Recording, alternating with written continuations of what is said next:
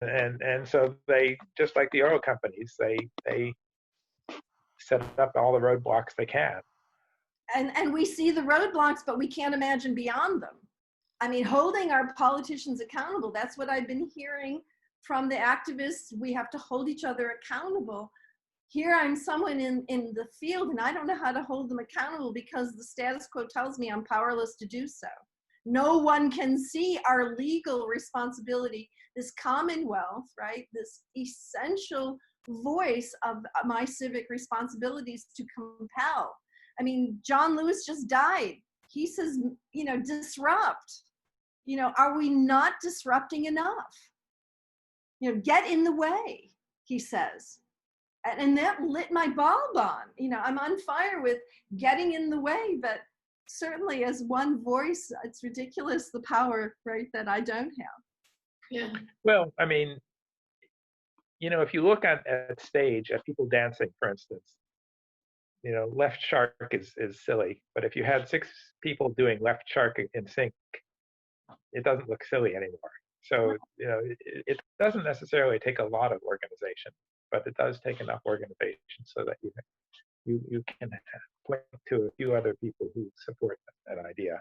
Yes, and that's why I keep showing up. Not that I have answers, I have endless questions, but I'm looking to this community. I've lived here 32 years now. I wasn't born here.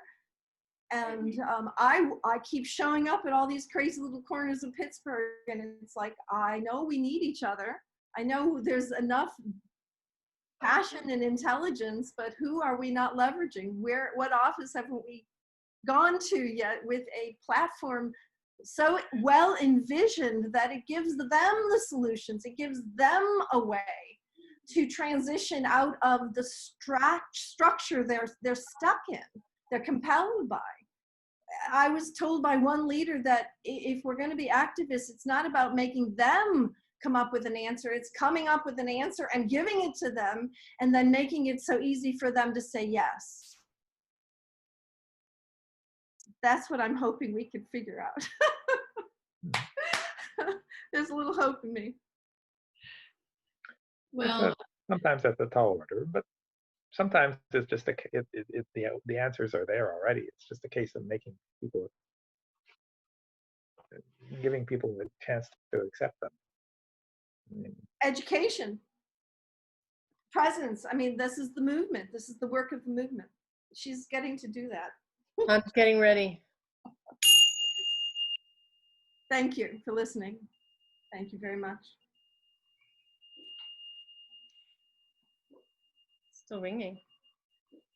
Beautiful. I think I'm not going to do the Doppler effect. I'll keep that for the future.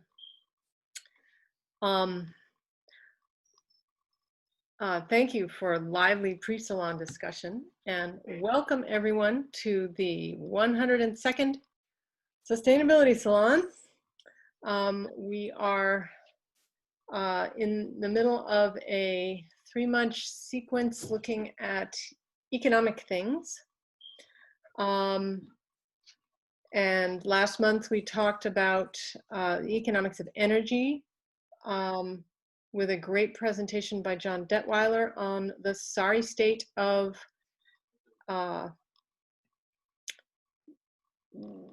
fracking and petrochemical industry right now.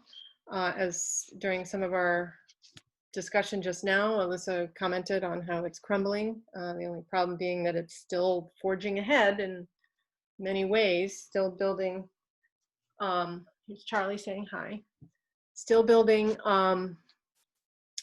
the cracker plant. And so even while they don't have a great outlook because there's a global glut in plastics and other types, the oil-derived plastics, which are made from naphtha, are currently cheaper because oil is so cheap. So it's super complicated, but it's not looking great for them, but they're still managing to keep going and whatever kind of Ponzi scheme they're coming up with. So what would we rather see? if this weren't happening, and as we were also talking about before, some of us just spent some time up in Beaver County, in the town of Beaver last week, and at the plant a few other times before that. And we we talked with a lot of people, and many people just have no clue that there are health hazards that are going to be associated with this plant, huge emissions. So we did some public education and some drive-by education, but certainly more is needed, and we've talked about the cracker plant and all the hazards that will come with it, and the ridiculous amount of plastic that is going into our oceans, lasting forever, breaking up into tiny microplastics as it photodegrades, but still there, and it's indistinguishable from the food that everything from fish to whales are eating, and other kinds of ocean life, marine mammals as well, found dead with 150 pounds of plastic in their stomach. Or I pulled that number out of my ear, so don't quote me on that. But at any rate, those on this call are all quite aware that we just don't need more plastic. We need less plastic, and we need to work towards less plastic. And where they do this stuff, this petrochemical industry in Louisiana, is called Cancer Alley, because there's just huge emissions of incredibly toxic stuff. So the workers and the people living nearby are suffering the consequences. And mostly they are low-income people who can't afford to move away, and can't afford the time and resources to fight off new polluting facilities. And very often, low-income people, all too often, are people of color. So I'm getting an unstable internet signal, so I'm going to get a little closer to the router. So anyway, so people in Beaver, people who work at the plant or have family members that work at the plant, say, but it's all jobs, which is a line they have been fed by the state representatives that have sold out to the industry money. And because we also can see all the out-of-state license plates. A lot of those jobs are going to people far away. And ultimately, once the plant is operating, there's just not that many jobs. So anyway, there's a concept called Reimagine, and thinking about what are the alternatives. We can quote reports like the Remy report that has demonstrated through long-term economic analysis that there are more jobs in a renewables-based economy than in the fossil economy that we have now. We just have to get from here to there.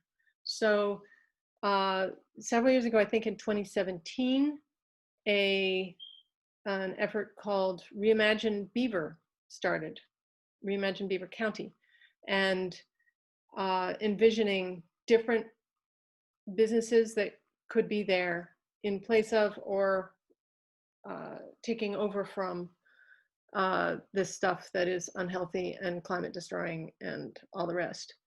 Let's see, I think I did see Joanne there. So are you good to go, Joanne? I see you are. Whoops. I am here. There you are. Can you hear me? Okay, yes, we can hear you. So Joanne is one of the founders of Reimagine Beaver, and also has been working, and it was a long-term visioning process, and now there's also another quasi-localized in our region effort called Reimagine Turtle Creek Watershed Airshed Communities Plus. So it's kind of east of Pittsburgh and Pittsburgh. There's a meeting there coming up. So when we do event announcements, Alyssa, you'll be around then and can tell us more about that. There's a meeting on Monday the 3rd, but we'll do announcements a little bit later as time shows itself.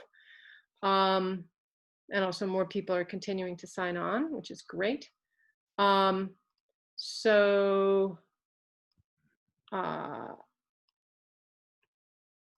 anyway, so now there's also a greater whole, there's a 4-state collaborative called Reimagine Appalachia, which is really getting big and getting some clout. So I think I'd love to turn it over to Joanne with a note to everyone that she's out in the country up there in Beaver County, and we may have a little technical. We're going to try it with her showing the slides, but if it doesn't fly, I have them here as a backup. So you should be able to share your screen, Joanne. Okay. And then Hi, everybody. Just so you can see my face first. Yeah. And nice to Yeah, and see you're probably, everybody. usually I see the face of the speaker alongside the screen. So, oh, and Alyssa Right. put the information on the Turtle Creek Reimagine, which I didn't include explicitly here, partly because it's more environmental stuff and it's all terrific stuff, that projects that they're doing, but it's not so much about economics.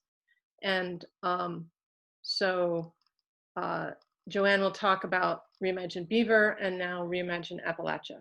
Okay, good, we see the screen. And everyone else has the option of speaker view or gallery view. And in this case, the gallery is just a little vertical column, but you can choose. And usually people just have focus in on the speaker and then enjoy the beautiful slides. And I see that you're another word cloud fan. Well, that's the old word cloud. Did I lose? I lost my screen. Hang on a second. Okay, we do see it.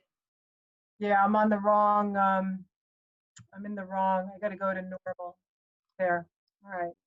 There we go. Awesome. Yeah. So welcome. Do you want to go to the slideshow mode so then it'll get bigger? Yeah. We're seeing the edit mode. Yep.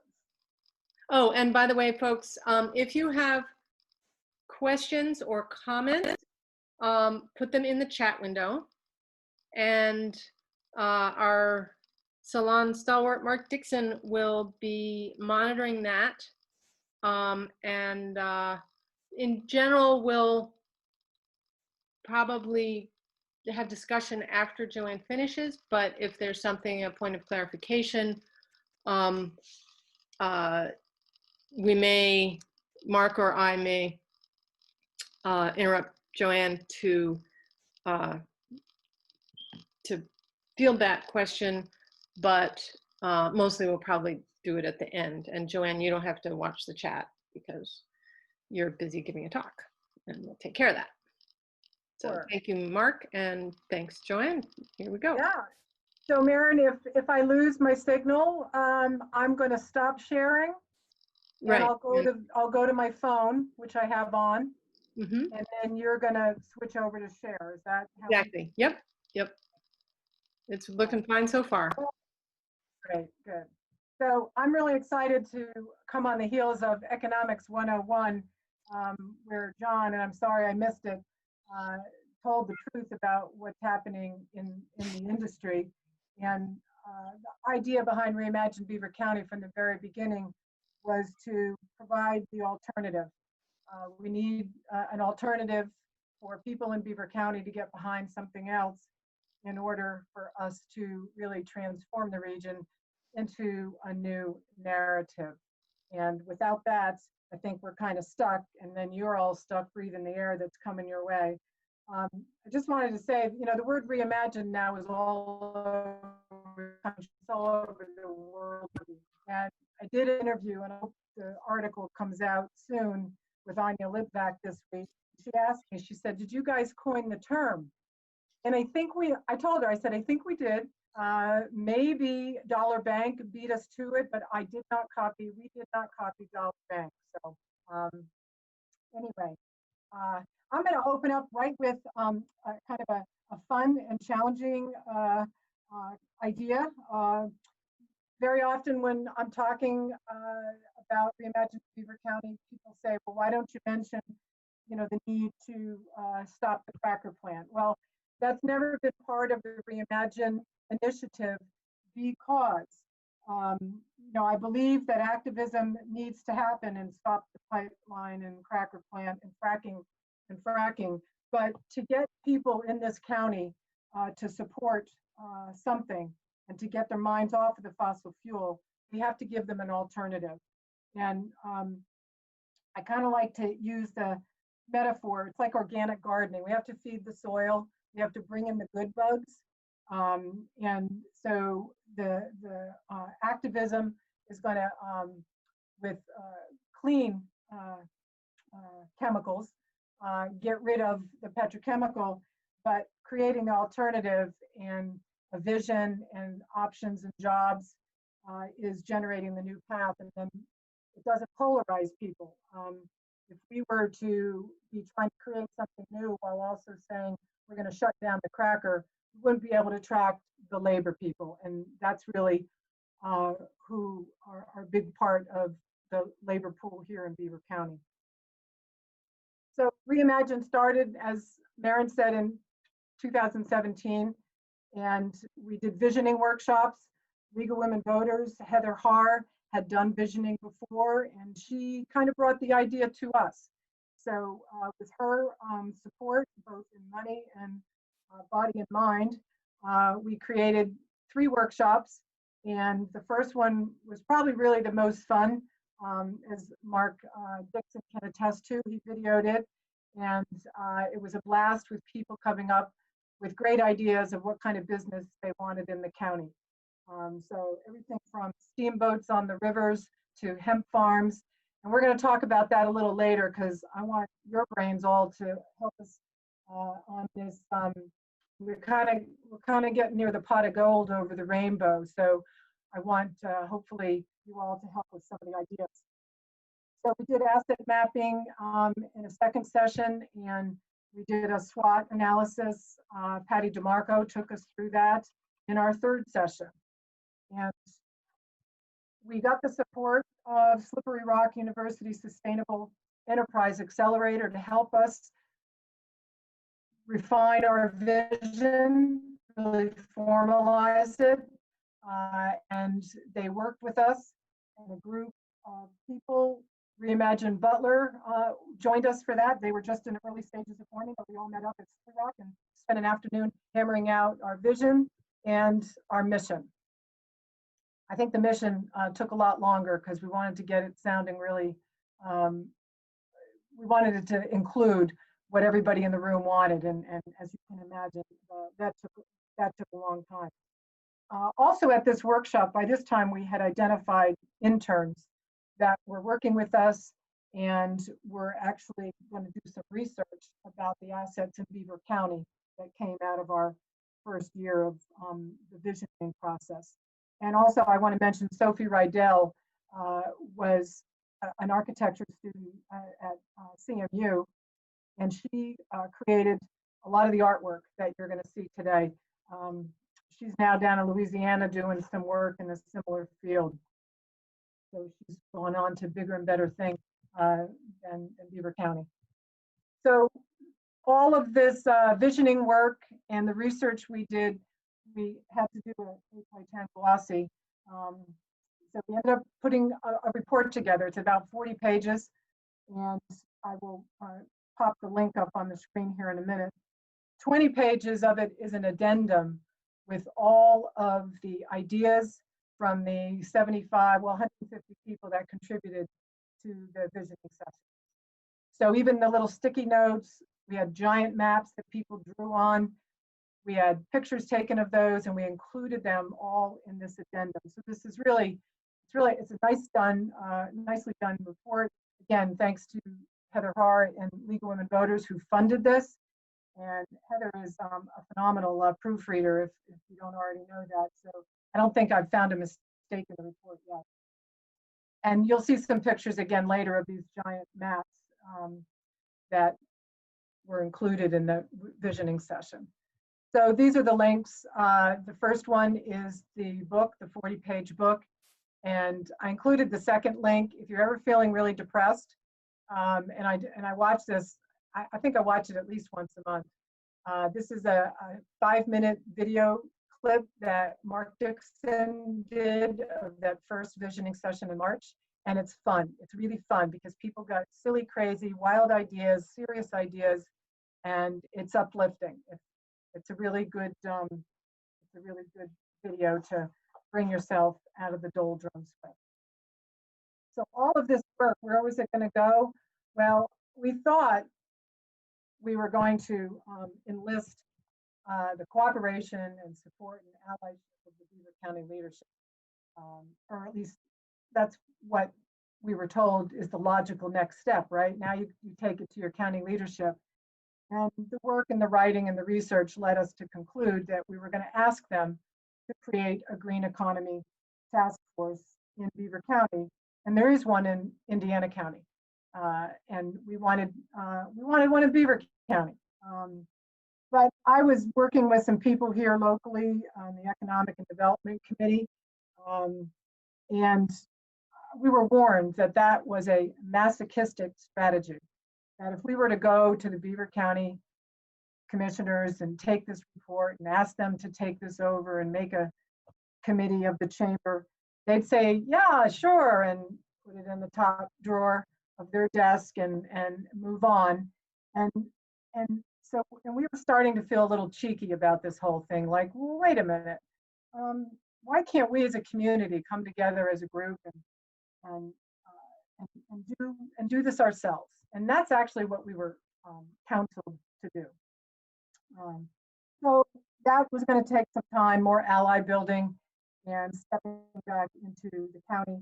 I'll talk a little bit later about some of our challenges, and we had to kind of go back to ground zero a little bit. I want to mention, you've mentioned Turtle Creek. I apologize, Alyssa. I think I've got the name wrong, but Alyssa will correct you. It's in the chat, I believe. So there's other reimaginings, as I mentioned, they're kind of around the country now, but our close friends, our close neighbors, Reimagine Butler County, Reimagine Turtle Creek. I understand there's a group in Louisiana. I also heard not too long ago there's a similar group in Tennessee. So this is kind of catching on. Margaret, I think you were talking earlier about are we unifying the movements? Well, I don't know, this kind of feels a little bit like we're at the front edge of unifying. And of course, over on the right-hand side, you see the logo, Reimagine Appalachia, might be that next big step toward unification, really bringing a lot of groups together to work together to get the power of a large network of people. And we'll talk about that in a little bit. We need a lot of different skills to pull something off like this, to shut down a cracker plant and replace it with wind, solar, green, geothermal, green chemistry, all of that. So let me just say a little bit about Reimagine Appalachia at this point, and I can answer some questions later. I am working closely with them. I've been from the very beginning, from even before they formed. I was in contact with some of the people around the 4 states. But they are a network of thought leaders. They call themselves policy wonks, I guess is the term. There's also a lot of grassroots organizations involved, a lot of just rogue people showing up, and they've come together with the intention of reimagining the Ohio River Valley. And this is all related to petrochemical and the Appalachian, the hub, the build out there. So they've created a blueprint. It's still in process. It's still open for contributions, but it's been kind of a bumpy road. And how do you start and include all voices from every demographic? So, there's been a little bit of a sandpaper throughout the process. But the blueprint outlines a vision for Appalachian communities. And the thrust is where everyone is paid enough to support themselves, their families, and where people can have clean air and water, whether they're white, black, brown, indigenous. And the premise is really to stop this climate change impacts. And there's an opportunity here to create millions of trades and industrial jobs through this. This is a build out of transportation systems, modernize the electric grid, energy efficient manufacturing, repair the damage over the last century, give coal workers priority, relaunch the Civilian Conservation Corps. It's a huge project. And they were lucky enough to get some funding to pull this together, and they've got enough money to take them through the end of the year, but there's high likelihood with the connections that we're making around locally, the 4 states, and nationally, that we will have support to take this into a bigger project on an ongoing basis. So in the coming months, they're going to be rolling out a series of white papers that are going to speak to the details of the different areas of investment, opportunity, projects, jobs, and that's all in process right now. We're also pretty soon this fall going to have a financial seminar of some type. It's going to look at the investment opportunities in this. What are the possible responsible investment practices that can be set in motion? What are the economic impacts of proposed projects? You know, transportation, broadband, how many jobs will this all create? This is all going to give us, you know, juice to fight back against the industry in the way of providing the alternative. So we're that's one of the projects that I've got responsibility for right now. I'm a co-project manager to identify funders, investors, and projects in the 4-state region. And I have a strong affiliation to Southwest Pennsylvania, so I'm kind of focusing on us here to a great extent. I want to take a minute to mention some of our challenges. And this is I know it's kind of a deep quote, but if our starting point in this work is a respect for nature and people, diversity is an inevitable consequence.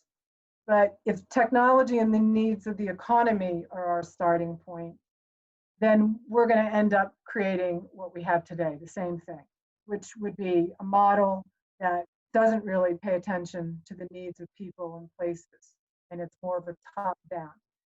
So I include this because one of the things that prompted us to start this and it was the jobs and the petrochemical plant, even though hopefully Anya Litvak will print that wasn't my personal motivation, because it wasn't. But really, in order to counter the petrochemical industry, we have to offer the jobs. And the risk in that, and I feel like it's a real creative tension in working in this way, is that we place so much emphasis on jobs and economic viability. I don't want to leave out the social issues and the justice issues. So it's real, we're learning, we're bumping our knees along the way, but we're learning that we have to balance this really delicately. And a lot of us are new at this. So the other thing is, you know, it's to try to make it very eco-centric rather than ego-centric. And again, there's some wonderful people that I meet all the time. And then there's also some people that probably come up more from the egocentric point of view. So all of these things, as all of you know, just have to be balanced and managed. And it just, I think we have to hold it in our intention and pay attention all the time in our awareness. So I just wanted to mention that we're stumbling also a little bit. Going back to the report and the first visioning session, and this is going to tie into some of the financial projects we talk about in a little bit. The group of people identified 4 sectors of economic development: energy innovation, green chemistry and manufacturing, sustainable agriculture, and riverfront recreation and tourism. And for the most part, there are hundreds of ideas for projects to launch, kind of fall within those 4 categories. And this is the artwork that I wanted to mention. Sophie Rydell did, and this is taken right from our report. So in the energy innovation, we did a research on solar park and rides. It was just like a demo catalytic project report. And we dug into some of the viability of what that could look like in the region. And another catalytic project in the riverfront development category, development sector, Logstown Run is a waterway in Aliquippa. And we dug into what would happen if that was allowed to run to daylight, how it would change the structure of the community positively. And then in the sustainable agriculture category, they did a little bit of, they being the interns, did some research on incubators and partnerships and what types of agricultural workshops could be created. And in the green chemistry, we did a little bit of research on eco-industrial parks on brownfields. Joanne? Yeah. Sorry to interrupt. This is amazing. If you turn off your video, I'm getting your sound is a little breaky, but if you, now that everyone has gotten to meet you, if you turn off your video of your camera, we should still be able to see the slides, and that might free up bandwidth for your sound to be better. Oh, yeah. So I'm looking for my, oh, there it is. So just stop Right. video. Gosh, I should have done that in the beginning, huh, Mary? Well, it's just come and gone. We'll see if this improves it. Okay. But anyway, proceed. It's great. Thank you. Okay. Keep going. I thought that if I shut my video down, it would shut my screen down. I didn't know that. Nope. Gotcha. So here, so as the eco-industrial park was last of the projects just demoed in the report. And so just to circle back to the beginning a little bit, our partners in this, League of Women Voters, Reimagine Appalachia, our sister brother organizations, Reimagine Butler and Reimagine Turtle Creek, all of this is coming together very nicely. And here's the pot of gold. And this is why I say introducing. So just last week, Heather Haar organized Reimagine Beaver to meet with a company called Downstream Strategies. And I believe all the Reimagine projects are going to meet with them. I think Alyssa from Turtle Creek and her group and Reimagine Butler is going to do some work. Downstream is an environmental and economic development consulting firm, and they're in West Virginia, at least the group we talked about, we're in Morgantown. And they do analysis, and they do economic strength analysis, and we're going to be partnering with them to look at 1 or 2 of the Reimagine Beaver County community generated projects. So they're going to help us. They're going to develop a toolkit. They're going to help us do some jobs analysis that could be generated by some of these projects. And they will encourage us to seek funding. They also have some networks that they can plug us into. So while they're not a funder themselves, they have organizations that they work with. So we'll be doing economic impact assessments. They're going to create a toolkit for us, and they're going to help us look at the various projects and really kind of zero in on 1 or 2 to get them shovel ready, or 1 or 2 that are already shovel ready. So one of the things, you know, I will answer any questions any of you have about Reimagine Beaver or Reimagine Appalachia to the best of my ability. But one of the things I'm so excited about when I heard you talking in the beginning, how do you bring this to reality? So we're at a place now, we need to choose a project. And we had so many ideas that came through the visioning process. And Mark joined us last week for this meeting, and there are about 6 or 8 or 10 other people. And we are trying to pick out what are our top projects. What could we ask downstream to do that economic analysis on and tell us how many jobs we're going to create with one of these projects? How would it socially benefit the community? What are the other benefits that we should be looking at? And, are there educational benefits? Are there demographic, racial benefits? What are all the components? And they're going to help us look at all of that. So this is a list from last week's meeting, our first meeting, of everybody's favorite projects. And I want to mention the top 2 projects. BCMAC, Beaver County Marcellus Awareness, was Reimagine Beaver's parent.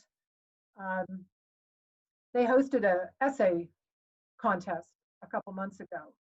And the 2 top submissions, we asked them to read the Beaver County report and to tell us their idea for a sustainable enterprise, a sustainable business in Beaver County. So the 2 top papers, both of the winners were named Max. So Max number 1 suggested this big bike trail project. And actually, I may have a slide here with the medium.com link with their reports on it. If I don't, if anybody's interested in reading these, I can get it to you. So the first project, what would really be a great marketing tool, I think, is for us to take a project that came from one of the student residents of the community, and they suggested it. And if we could put that through the whole process of even bringing it to fruition, not just economic analysis. The other Max number 2 suggested a mini hydroelectricity project along Beaver or the Ohio River. I kind of like that one.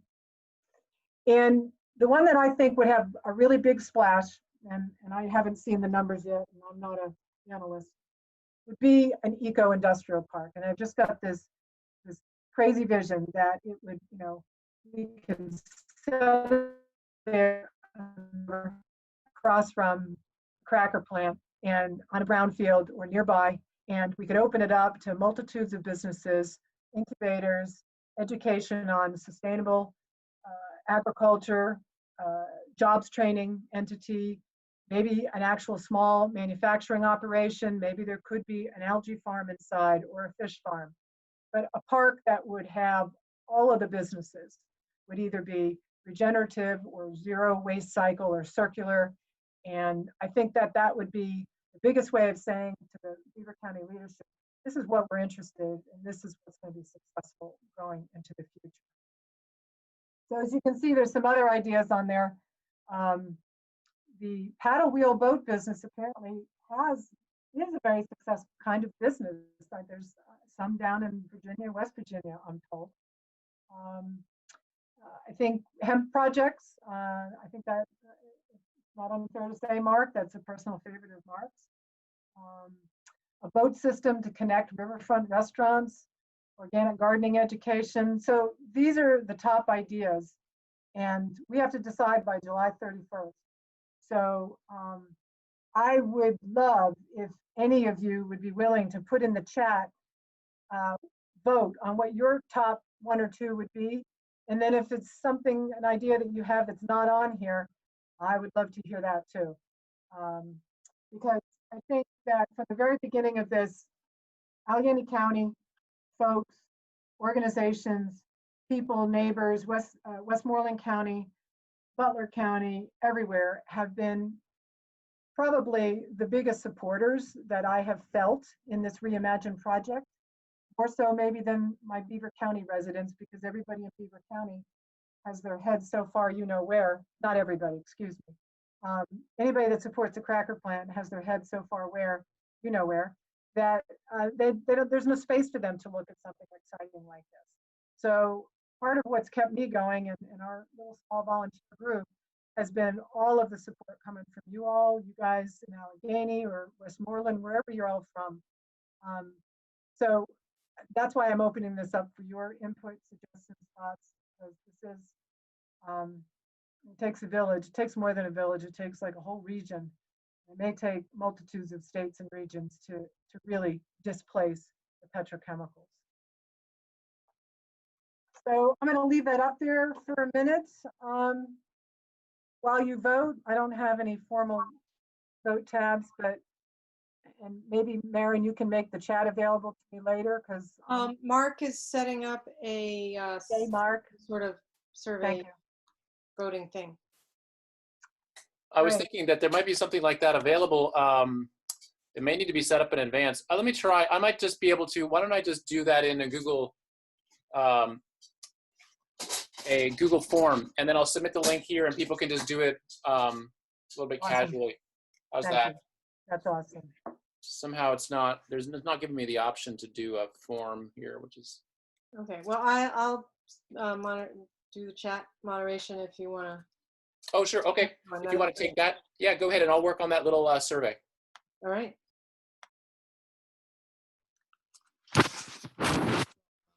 So should I leave this slide up, or I have one more slide, but it's close to Well, why don't you proceed to the next slide, and then, because Mark has set I that. grabbed it. I screen capped it, so I've got it for now for me. Okay. well, so the final slide is just the thank you slide. You know, it's kind of just wow, emotional. It feels like that we've been at this for 3 years, and there's been times when I've just wanted to pack up and get the hell out of southwestern Pennsylvania. But with the continued interest and excitement and ideas that you all have, and the care and concern and the heart and soul into this region, it's kept me here. I'm only a 10-year resident here. Not that I really could get out of here very easily without financial hardship, but so just a really heartfelt thank you. I want to tell you something a little funny, which will be good to move me away from choked up in tears, but does anybody know what kind of animal that is? Could it be a beaver or Well, Sophie thought Maybe it was a otter. beaver. What? When she selected that picture for our motto and for our report, Sophie thought it was a beaver, but It's an we've otter. come to find out it's an otter. But we're going to keep it. You know how when people do quilts, there's always like, a little mistake in the quilt, or when you knit a garment, there's always a mistake in it. So we're going to keep the otter. The otter is our beaver. Our beaver is the otter. So just wanted to share that, because it was kind of we didn't discover it until like a year into it either. I mean, it took somebody, I don't know who pointed it out. Well, Susan Laux, who one of her specialties is visioning things, suggests you could just reimagine the name of the county, and it could become Otter County, because otters are just so freaking cute, which is why there's so many pictures of them on the internet. Well, I would do that, but let me tell you a very quick short story. Before I moved to Pennsylvania, I lived in Ohio for 15 years, and my life blew up, got divorced, but I met somebody from Pittsburgh, and so I ended up moving to Pittsburgh. But before we moved here, we went to a spiritual guide. She's a native woman, Lakota, and I had her do a spiritual reading. And she said to me, "You're surrounded by beavers. I don't know what it means, but you're just surrounded by beavers." So I thought what it meant was, I'm going to be busy as a beaver as I move to my new life. And when we first moved to Pittsburgh, we lived in Mount Lebanon for a while in a condo. But then when we heard about the fracking and my horses were living out in Beaver County on a farm, and I had a dream that they were surrounded by flames, we decided to move out here, move into the belly of the beast, so to speak. But I moved to Beaver County. I live in South Beaver Township. The creek that's alongside me is Little Beaver Creek. Everywhere I turn is a beaver. So I was really grateful when I found out this was an otter, because I thought, so Maren, I can't get rid of the beaver. I can't change the name, because I guess this is where I was supposed to be. So that's my story. You want to open it up to comments, questions? Yeah. So let me see. There's some, just going back Stop in share. chat. Yeah, if you want to bring it back to the last slide that people will be, the previous slide, that would be fine. So looking at, actually, let's see. Yes, and There. That one? yeah.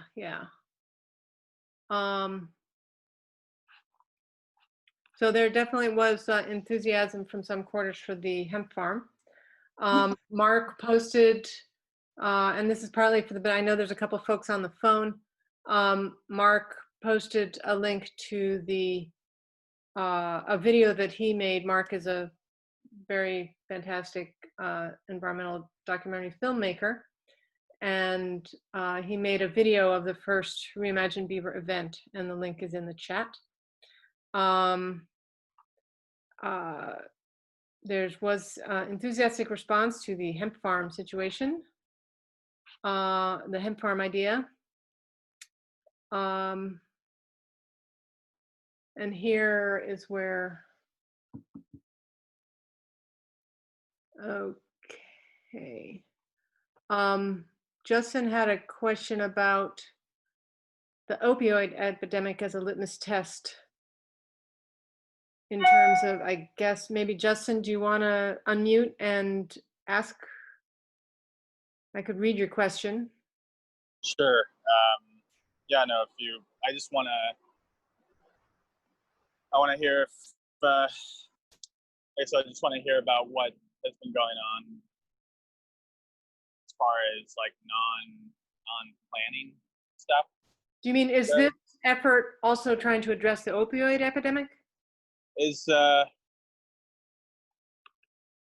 want to know if this thing isn't just for, is this thing just for liberal white people, or are you actually making an effort to care about like poor whites and, you know, like the issues facing people in Beaver?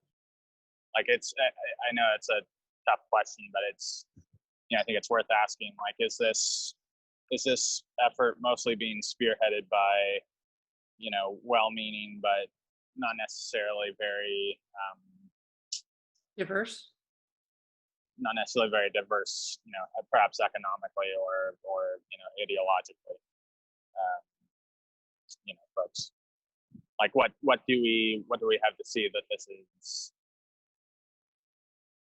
How much actual economic and social change, like, are you actually capable of?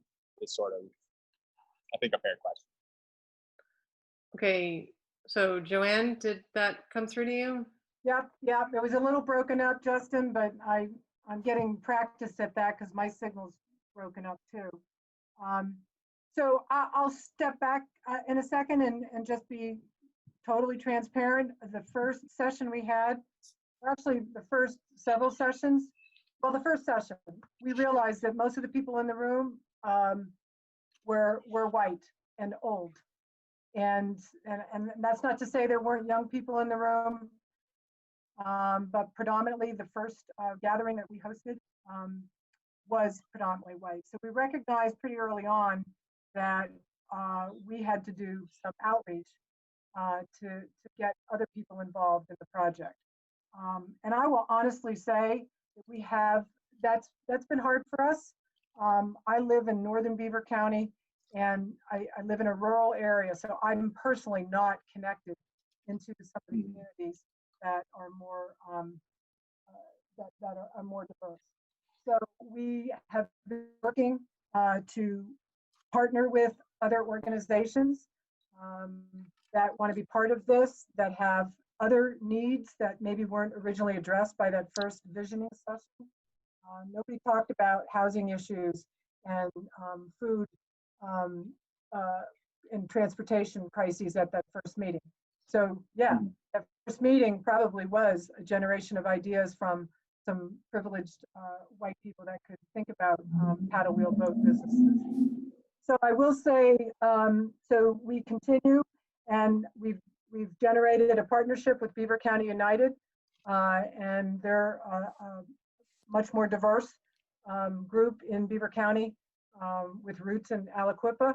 And Dean Williams is kind of the leader of that. And he's working with us, and we're working with him to meet some of his needs and his group to support ours.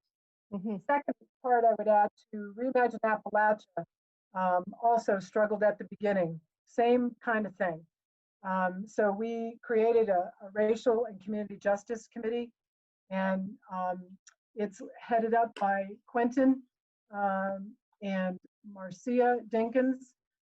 Quentin's background is in criminal justice. Marcia's background is in, she's a Black Power women's group member. She's with the Ohio Interfaith Power and Light. She's a facilitator, storyteller, leader. So the two of them are taking the responsibility for overseeing that this is an initiative that speaks to a diverse community, addresses the economics of everybody's needs. And what about like conservatives? Like, do you actually have, like, is it diverse ideologically? Are there liberals and conservatives working on this? We have not asked people to identify, but I'll tell you, I would make a guess that it's a pretty liberal group of people. And you know, maybe that's unfair for me to make that assessment, but my small, you know, network of people in Beaver County, I would say they're probably more liberal. So in terms of the wider Reimagine Appalachia, I don't know. But, you know, I would guess that at this point, that's who's come forward to try to, you know, overturn the region, because it is a predominantly conservative region, isn't it? You know, it's fair. It's fair. Yeah. I mean, it's understandable that, you know, it would be more liberal, and, you know, I mean, it would be completely understandable if it's like Beaver County, it's going to be more white, you know. But yeah, I think from conversations that I had just last weekend in Beaver Town, while we had folks holding up the signs, a few of us went into the business district just in the next block and struck up conversations with people. And well, one thing is that I probably saw 100 people total. I didn't have conversations with 100 people, but I probably saw on the order of 100 people, and I saw exactly 2 Black people. And another thing is that the people, just in general, when I talked about how there's more jobs in a renewables-based economy than in the fossil economy, it is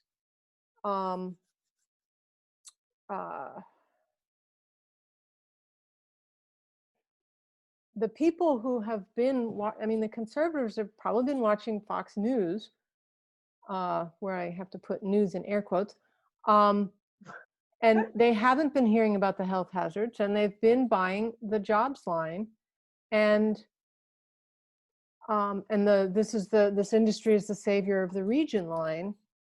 And so they are not, it's the how to get from here to there. They are not going to believe that there's more jobs in a renewables-based economy until the jobs are right in front of them and available, and they're getting interviews and getting jobs. Right. Then until they see the whites of the eyes of those jobs, to make it a horrible metaphor. No, that makes sense. And so it's anyway. I mean, it might have so to be. You need to have the jobs there. You need to. I mean, that's why we were educating our tack going in was, are you aware of the health hazards? And the signage that we had along the road was about, the company doesn't care about your health. The company is insisting on continuing construction of a plant, which strikes me as not an essential function, during the pandemic, and transporting workers in shuttle buses. I just wanted to say, and something like, hydroelectric or, pervious concrete or hemp or whatever, really. I mean, that all really does sound awesome. Like, is that something that could be executed soon? I mean, we actually see those jobs. Right, and that's Well, what these Reimagine efforts are doing and trying to get projects on the ground happening. Another thing about just the whole racial question is that I before drew the connection between ongoing systemic racism, generational poverty, and meaning that the low-income folks and the people of color is a pretty overlapping Venn diagram. And it's harder for them. We want their voices. Every organization that I'm a part of, which is a lot of organizations, about four or five of which are doing strategic planning processes and becoming more diverse and reaching into more underserved communities, is on the top of the docket for every one of them. But it's hard. You've got a few people of color in the environmental movement, and to get people who are working multiple jobs and single parent families, and they are facing more challenges, never mind COVID, but just in general life, they're facing more challenges. When my kids were at Colfax School, and we had one of the most active PTOs, parent-teacher organization, in the district. And there were just a few, very small number of regular attendees at our meetings who were Black. And there were quite a few very active people who were other minorities, but actual African Americans were thin on the ground. And we realized, okay, it's hard. The kids take the bus to get to school. The parents don't necessarily have a car because they might get around on buses. We'll take the meetings to them. And we went and we met in East Hills, which is in the feeder pattern of Colfax, but it was the same people, because there's just more stressors. Maybe we could have done it for more months. We did it for a few months and realized it was just the same people, so why bother? But perhaps in this day and age, we would have tried harder to reach those people. And it's a challenge that is faced. It's the exact reason why polluting industries, including, there was some sort of drilling company executive who was caught on tape, or probably a cell phone recording, in a meeting saying, we don't lease land where the houses are big. We lease where the houses are small, because those are the people that can't fight back. Those are the people who can't hire lawyers. Those are the people who can't go to meetings because they're busy with their families and trying to make ends meet, and multiple, so that's a challenge throughout the environmental movement. And there are very earnest efforts, and just also a realization of environmental justice issues, the fact that partly because of that, and the fact that the poor people can't afford to move away and they can't afford to fight off industries coming in, they are suffering, they're bearing the brunt of the pollution. They are more stressed and have a harder time dealing with many effects of climate change and pandemics, less healthcare, more underlying conditions, because they're under constant stress. And so it's very complicated. And anyway, we should go on to some other topics. Can I just close out and ask Justin's opinion, and because I really appreciate the question and the observations. One of my thoughts, and it could be really, the eco-industrial park, from a racial justice point of view, I wonder if that would present more opportunities. And that's one of my favorites, because I think it would offer a more diverse range of options that could kind of address, all of these demographics. And what do you think? It sounds like something honestly worth, if you can really if you had an actual profitable, pervious concrete business that would be a hell of a talking point for the region to hear. That's, you know, that's not just like some small, like, hey, we built some, you know, cool business. That's like an actual sign of hope for, you know, lasting generational change, economic change. I would be very enthused to hear you guys do a whole lot. I would love to see a presentation in like 2 months about, you know, here's a bunch of plans for using that eco-industrial park. I would be honestly really wonderful to hear. All right. Okay. Top of my pile. Yeah, and nowadays, I mean, one complication introduced by COVID is going to meetings. Should one Yeah. risk one's life getting on public transportation if one doesn't have a personal car? I was just thinking, hey, Justin, get involved in Turtle Creek. It's pretty close by, but you don't drive, you don't have a car. Would you, you know, are we asking you to bike all the way out to wherever? Or it's not impossible. are you riding with someone, or are you putting your life in your hands and the hands of the people around you to ride the bus? So those are all issues that are more honestly, I'm not sure how that, I don't think that matters as much as having a really solid, if you have really solid finances to show people, I think that the agencies and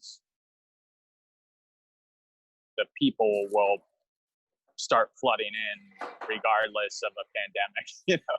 Mm-hmm. I mean, I really, it was extremely impressive to see what Larimer did in the early 2010s with, you know, it was they had some similarly large scale plans, and they actually did get like a $30 million grant, a federal grant to do a bunch of things. I don't know where all that went, but I know that they, you know, if they were doing it today, like the Housing and Urban Development Authority, the Urban Redevelopment Authority, all those people, they would be coming to those meetings. They would be conducting all those meetings online, and they'd probably still be getting a ton of stuff done. They really got an amazing amount of stuff done. And yep.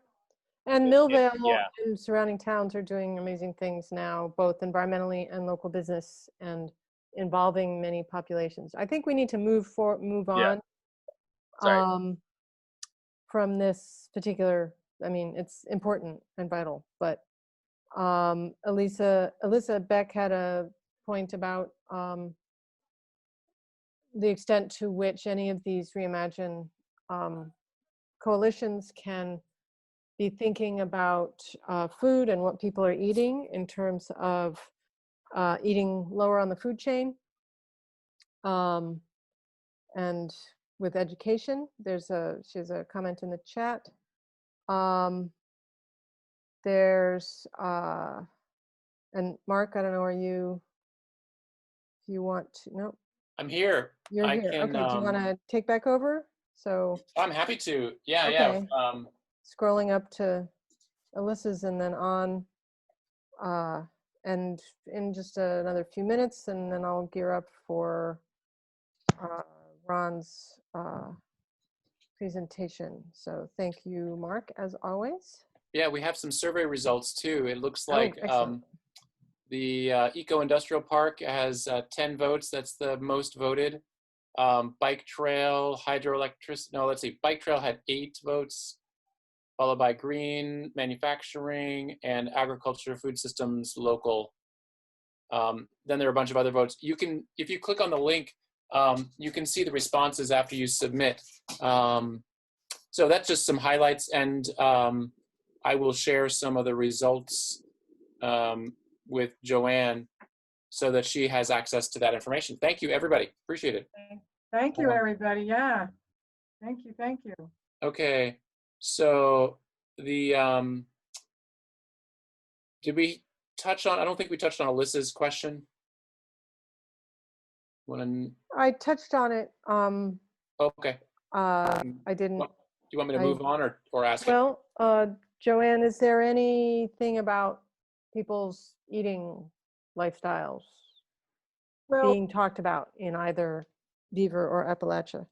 And you know, one of Alyssa the, talks about plant-based yeah. in detail. So she's curious about your plant-based reflections.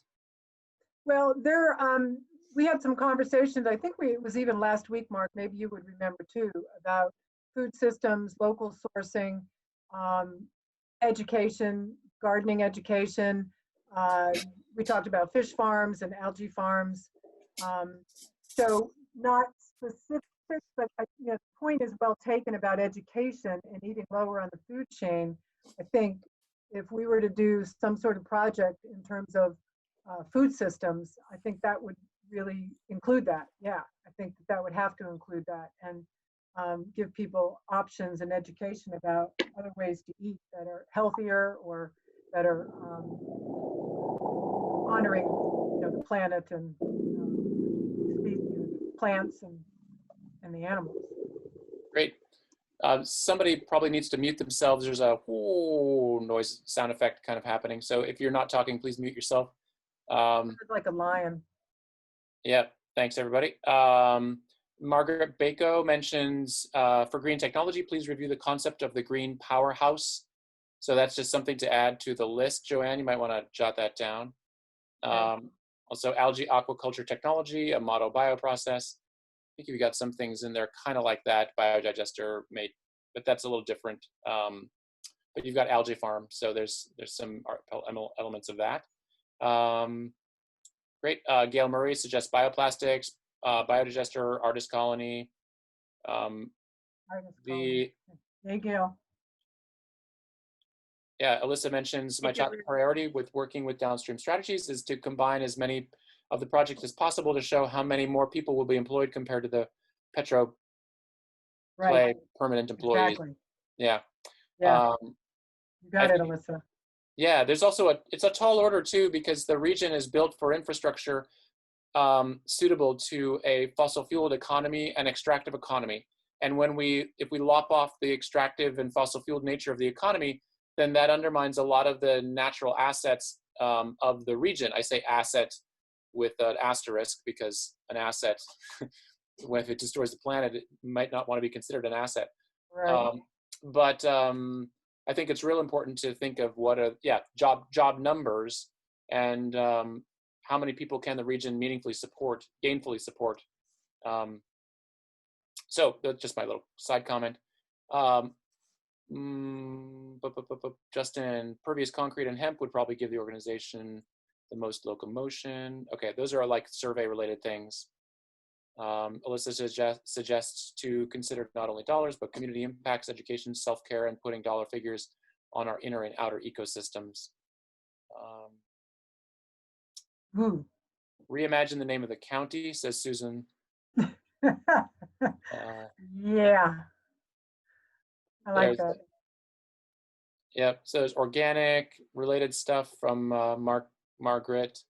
Local food sourcing along the river, educating. These are all things in the survey to a degree. Civics, citizen scientists. I give 2 thumbs up to anything citizen scientist. Full immersion education near a bioprocessor center. Okay, there's my survey. A few other model. Accutech, Margaret suggests Columbia Falls-based manufacturer, built at the powerhouses, carbon engine. Green powerhouse is an algae aquaculture technology structure that resembles a geodesic dome. There's the video I did for the sustainable Reimagine Turtle Creek. Alyssa put that in there too. Thanks, Alyssa. When is the cracker plant going to start operating, and does that play into any timelines you envision, says Andrew. That's a good one. Joanne, how about that? I think they had it planned for 2022. Not. Was the second part of the question? Yeah, does that play into any timelines you envision? Well, boy, wouldn't it be great if we could launch something right about the time that generated more jobs than the permanent 600 that the cracker plant is claiming, which supposedly, I don't know if John Detweiler touched on it, but I've heard estimates that it's really only going to be 400. Maybe Gail knows about that too. Yeah, that I think from a splash point of view, what do you think, everybody? That would be great. Is it possible? I don't know. We're going to have to hustle. I'm sorry, did you ask me, John? Because I can answer that. They've always been saying 600 jobs, and that's still what they advertise. But even Shell said at one point that half would come from out of state. So 600 is what they're sticking with. And I think that economics will dictate it. Economics and any agreements that they put in place in order to get the subsidies. And I think that the subsidy, Gail, do you know offhand? I think the subsidy requires 300 permanent jobs. Do you know any? Can you fact check that for me? Or do you know it offhand, just offhand? I don't know it offhand. I'd be glad to try to find it. Because I've been kind of under the impression that there's a lower number than their claimed 600 that they actually need to hit in order to make their goals. Greg Kuchansky, if you know that offhand, I'd be curious about that as well. I've seen a number, and it was pretty large, and I thought it corresponded roughly to the number of construction jobs. I don't know if there's a second constraint also for permanent jobs. Sorry. Okay, great, thank you.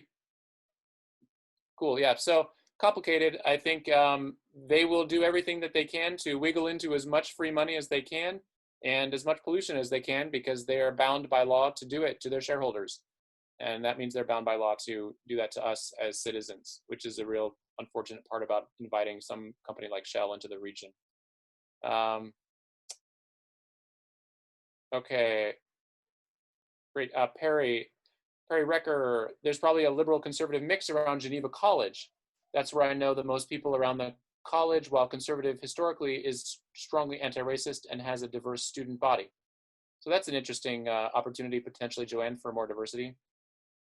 Yeah, they had a big march in Beaver Falls too. There were about 500 people that showed out shortly after. Nice. Yeah. Gail asks, Joanne, do you know the percentage of Black people in Beaver County? Aliquippa has a large Black population, as does Ambridge. Overall in the county, I think the percentage of non-white, which would include Black and a very small percentage of Asian, is 15% tops. And that's the whole county.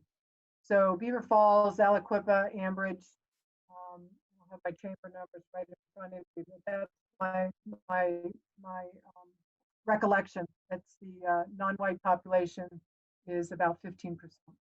Okay. Early on, I heard some complaints from the mayor of Aliquippa at an event where they were talking about education, where he was really deeply questioning the status quo assertion that this was going to be great for jobs for the region, because he was very concerned about jobs for minority communities, especially in his Aliquippa area. So that is coming up very early on in this. DeJuan Walker? I think so. Yeah. Yeah. So let's see.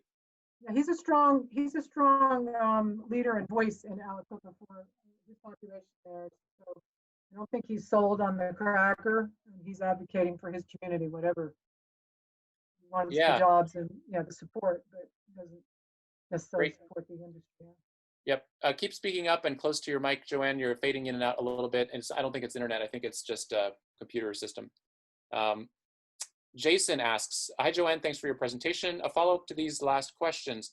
I work with a lot of people from Beaver County, and many are conservative-minded and in favor of the cracker plant. What is Reimagine Beaver doing to reach out to these sort of people to get their buy-in for more environmentally friendly projects? We have, over the last year, infiltrated, if you will, some of the conservative groups. And part of what I've done, Jason, is to not talk about how against the cracker we are, and that I am or might be, but to really focus on the jobs, housing issues, community development, and the justice issues, which really touches on everybody. The other thing, we hosted courageous conversations, and Mark attended that. We brought together some of those conservatives that supposedly were pro-cracker, but they really just weren't anti-cracker. And then a bunch of us white environmentalists, so to speak, I guess, was mostly what was in the room. But we had some tough conversations, and I think we built some bridges. So I've developed some relationships with some people that are on the other side, so to speak. But there's a long way to go yet, Jason, and it's a difficult road. Cool. I hope Maren, that answers. question for you, Maren. That the questions are piling up faster than we're getting through, and so I'm curious to know how much time you want to spend sorting through questions. I will have a little confab with Ron and get back to you on that. So proceed, and I'll talk to Ron. Okay, I'll keep going. Perry Recker says, in my opinion, a key is to find projects that will mutually benefit a number of municipalities economically. Economic development councils need to be at the table and brought on board to promote collaboration rather than traditional competition. Also avoiding answering skeptics who let the perfect be the enemy of the good by treating big ideas as panaceas. Good. There's a little back and forth with me and Gail, not antagonistic, just kind of learning about shellcracker opinions externally.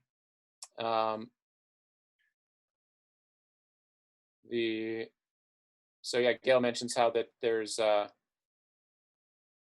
Energy built a well pad in Economy, Beaver County, Chestnut Ridge, and in Economy, Chestnut Ridge and Economy does have large homes, and they're very close by. Owners have sold their mineral rights, so she's drawing an assertion, I think, that they don't always go where there are big homes. I think there's a little bit of desperation happening. I don't know, Gail, you may know more, but I feel like there's a little bit of industry desperation. They're sort of encroaching in places that they previously tried to avoid, and they're getting some more wealthy pushback as they try to do that.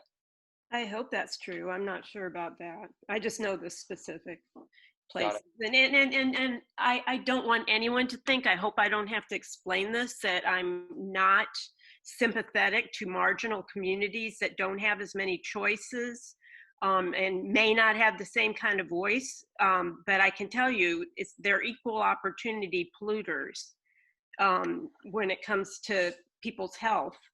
And frankly, it's the wealthy people who are not speaking up in what the cases I've seen. So. Interesting. Yeah, that's probably worth a whole nother salon. Noted, Maren. Yeah. You gotta make it. Yeah, you got a note there. That's if we could go. Yeah, we could take that into multiple rabbit holes. I think that would be really fruitful potentially. Okay. If we're also, are we done with this screen?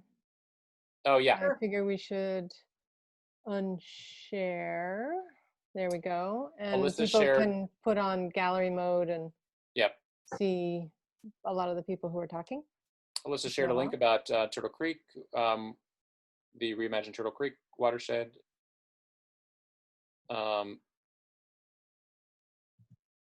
Okay. Yeah, and Mark, I wanted to ask you, are you working on a video yet for the second event that we did in February, just before COVID hit officially? You were going to get back to me about what you wanted out of that video, so I have not been. Okay, we'll talk about that. Yeah. And I wanted to just invite everybody in person for August 3rd. Just think of it as kind of a prototype for wherever you live. And we need everybody's input, and maybe find one neighbor or friend of a minority or an economic justice community and encourage them to come, and not only encourage them, but help them with your own knowledge of technology, because that's been a barrier in some cases. Or the other possibility is if they can't come and you find out that they can't make it, take good notes and then pass those notes along to them, and then kind of follow along with them. So kind of be an advocate for a person that's in an economic justice place around here, around Squirrel Hill, around Turtle Creek. Just like start to kind of shift your mind around how you can individually help this situation. Because I know that I am personally doing that for two people in particular that I'm not going to mention, but it's been a real eye-opener when I hear these stories. The other thing I want to mention is that there is a, one of our 5 groups in Reimagine TICWAC is called Journey Through Health and Wellness. We've started a podcast, and if anybody is interested in being interviewed to tell your story about how you have moved into becoming the environmental hero that you are, because all of you here are. Please reach out to Reimagine TICWAC either through Facebook or reimagineticwac@gmail.com or journeythroughhealthandwellnesshw@gmail, and I can put those in the chat. So thanks, y'all. Great, thanks, Alyssa. So Justin notes, if they had any use for industrial scale rain barrel business plan, Greg Bullis helped him make one for a class. The profit margins made his professor go, oh, Jesus.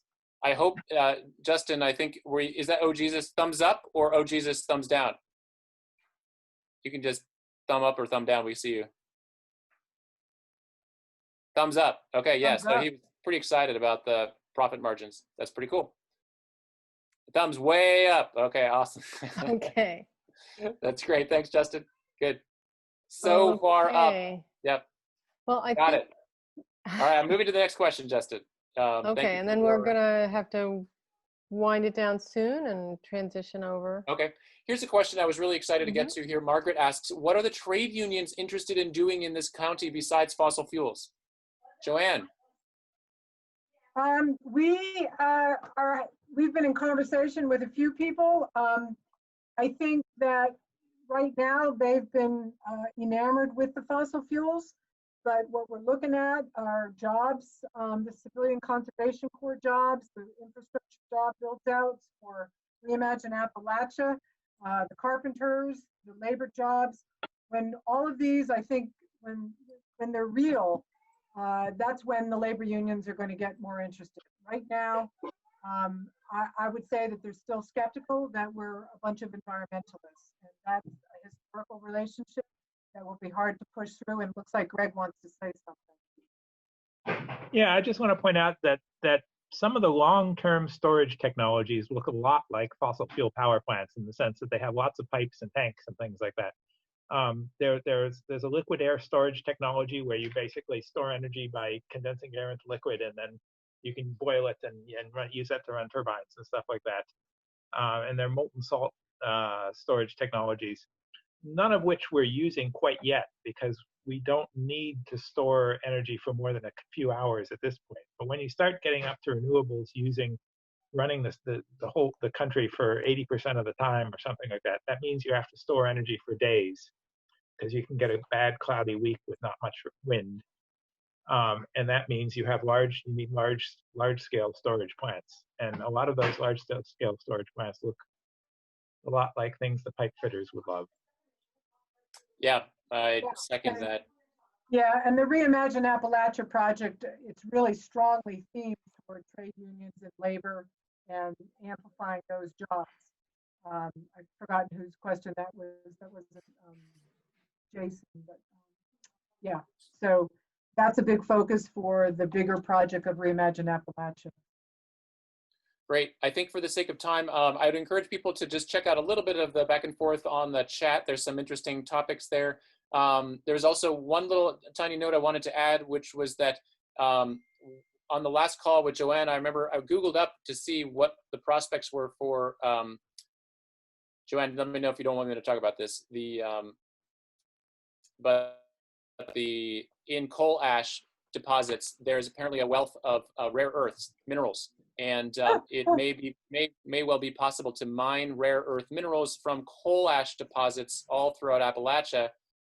It may even be profitable, but it would potentially revolatize a massive problematic pile of pollution.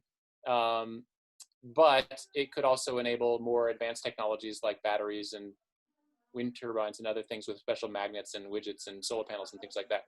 So that may be another topic for another salon, Marin. Apparently the DoD is doing some research on it. There's some millions of dollars out trying to figure out if this is viable, but we're sitting on maybe a giant gold mine of coal ash waste. But I also don't know if it's a really good idea. I'd have to see it fleshed out. So that's my vote for another conversation, not yet to be added to this low-hanging fruit list that has been so delightfully presented today by Joanne. Okay, well, thank you, Joanne. You are welcome, and thank you. Yes, thank you so much, and thanks for the good work. Thanks for not moving away. I applaud your sticking it out and making change. Marin, I had a final word there, but Oh, yes. can I ask if Joanne has a final word beyond my final word? I Oh, want to. that's a good point. Yes, thank you, co-facilitator. No, I don't. I just really appreciate the questions, the challenges, you know, all of the questions always push me a little bit into my uncomfortable zone because you know, this is new territory for me. So, so I feel support and I thank you all for that. Okay. And a lot yeah. in the movement are doing some anti-racism training also. So there's an event on Monday on deep canvassing. So doing all kinds of events. Yeah, there are all kinds of events. Yeah, so I think that's just in response to you, Justin, as well. That the movement is trying to do things differently than I've seen for the previous 4 years, starting about 6 months ago. And so, yeah. Well, I mean, it's not like we haven't been stressing over, environmental groups, of which I'm on the board or steering committee of many, haven't been stressing over this issue. We've noticed, you know, sometimes we have at GASP, we had Harold Rickenbacker on our board, and that was great. And but then he moved away. So it's just there's relatively few people. I mean, I could count people who are really deeply engaged in environmental stuff who are African Americans on too few hands, fewer than I would like. So it's not 0 hands. And participants in Sustainability Salon. There are a few regulars who are African American, and I would really like that to be a broader representative slice. At any rate, thanks again, Joanne, and we will now move on to the second segment. Frequent salon goer, Ron Gatos, is a principal of an organization called Senius Strategies, and he's been activizing around cooperatives and community economic development in a lot of different ways for many years. So a long time Pittsburgher. I don't know if you're native Pittsburgher. Let's see, are you unmuted, Ron? I'm a native Pittsburgher. I moved away and came back, so I'm a gumbander. Oh, a boomeranger. A gumbander. A gumbander. Yeah, that's a good one. You're a gumbander. Yeah, and so very much a part of the community and doing a lot of things both professionally and as a volunteer. And so, but a lot of them have to do with local economies, community real estate. And so,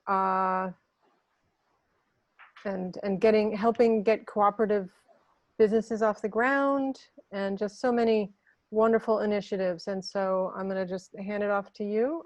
After Ron, we will have Dan Webb, who is the manager of the credit union, the East End Food Co-op Credit Union over in the East End Food Co-op.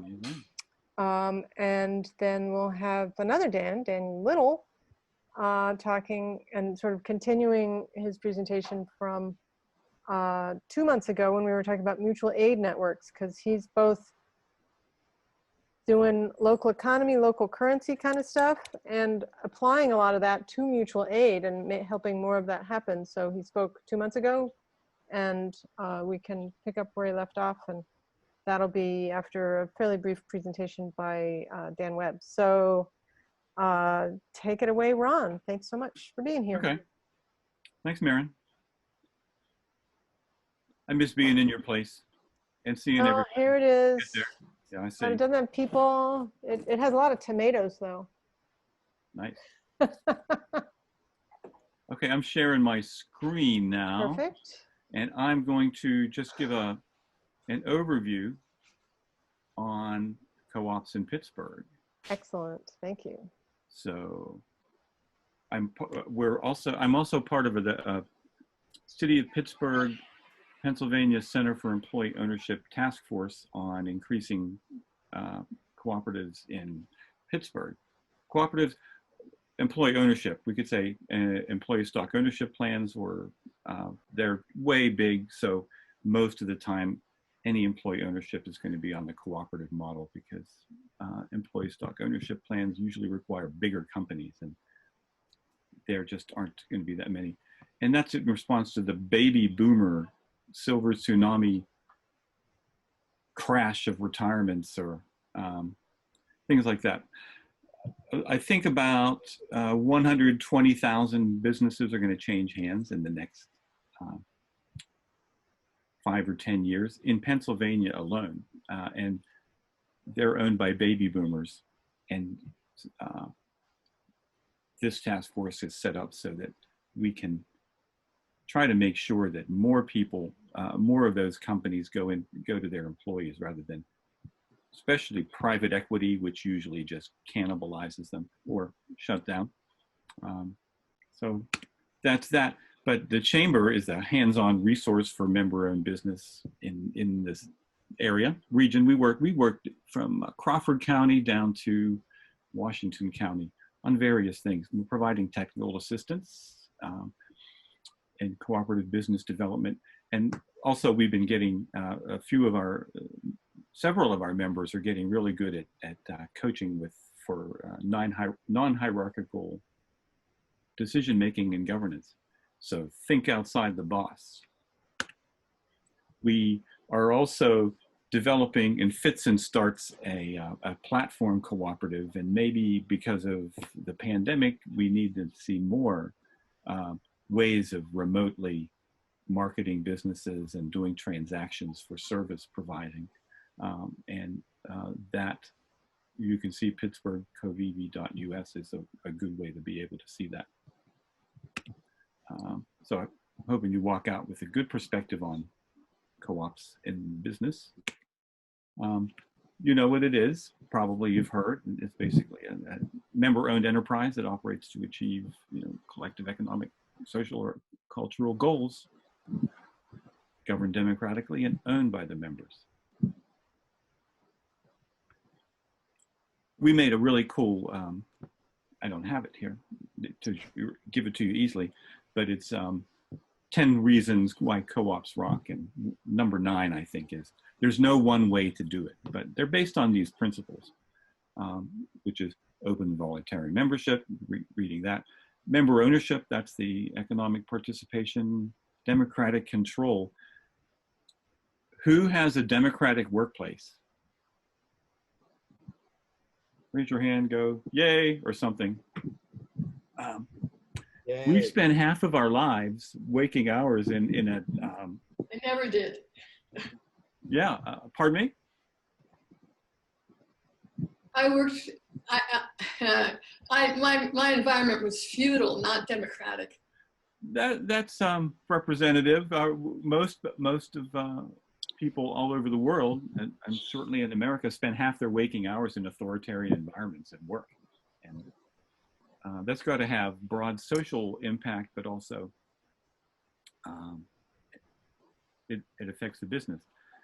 I think what I'm going to be able to, see, here's the first co-op that we know about that was called a co-op. The Rochdale principles are these. So these 7 principles are just great bases for a triple bottom line economy. So that's the first co-op, was the Rochdale Society of Equitable Pioneers founded it because as people were working and more people were getting off of agriculture in cities and towns in England, food was getting a lot more difficult to procure affordably. So they started this thing to be able to buy food in bulk purchases, the same way the East End Food Co-op works. And it's still in operation from 1844 in Rochdale, England. Since then, there's a giant cooperative, which is called Cooperative Markets, I think, in England, which owns that, but they kept it open as a tribute to Rochdale. Here's the first one in Pittsburgh, in that little green circle at Market and 2nd Avenue, or 1st Avenue, which was the Pittsburgh Manufacturers Association. So it's not exactly a new thing here. That was artisans' response to mass production. They got shared space, shared marketing channels and things like that. They went 25 years after 1819, so that was pretty good. And there's been others. What's really cool are the Knights of Labor around the 1880s, where they had foundries and mines. Lots of representation in Pittsburgh. That went from the Ohio Valley to New England. The Young Negroes Cooperative League had their first national conference here in Pittsburgh, 1931. So they've been around. They're still around. Here's a bunch from Pittsburgh. Steel City Soils, unfortunately, has, I didn't update that, I forgot, decided to sell their assets to a cool guy, Kyle Winkler, who runs Zero Waste Wranglers. And so what he does is he does the same thing. He takes food waste from restaurants in the co-op and gets it to composting. But the other one, Penn's Corner, is about to dissolve. They're being sold to another company, a food company that's not a cooperative, but the rest of them are there. So there's the main types are consumer. There's so many, those are the most common. So when you think of co-op, that's usually what you think of. There's a little bit fewer, about a third as many housing co-ops. There's all over. There's about 5, 6, 7 in Pittsburgh. I guess the largest one is at 5th and Craig. It's the University Square Apartments. That's a housing co-op. And then there are several around in surrounding communities like Sheridan, Lincoln, Leamington, Belmar, and North Braddock. North Braddock Heights is the name of one. That's been going, they've been going on since the 30s.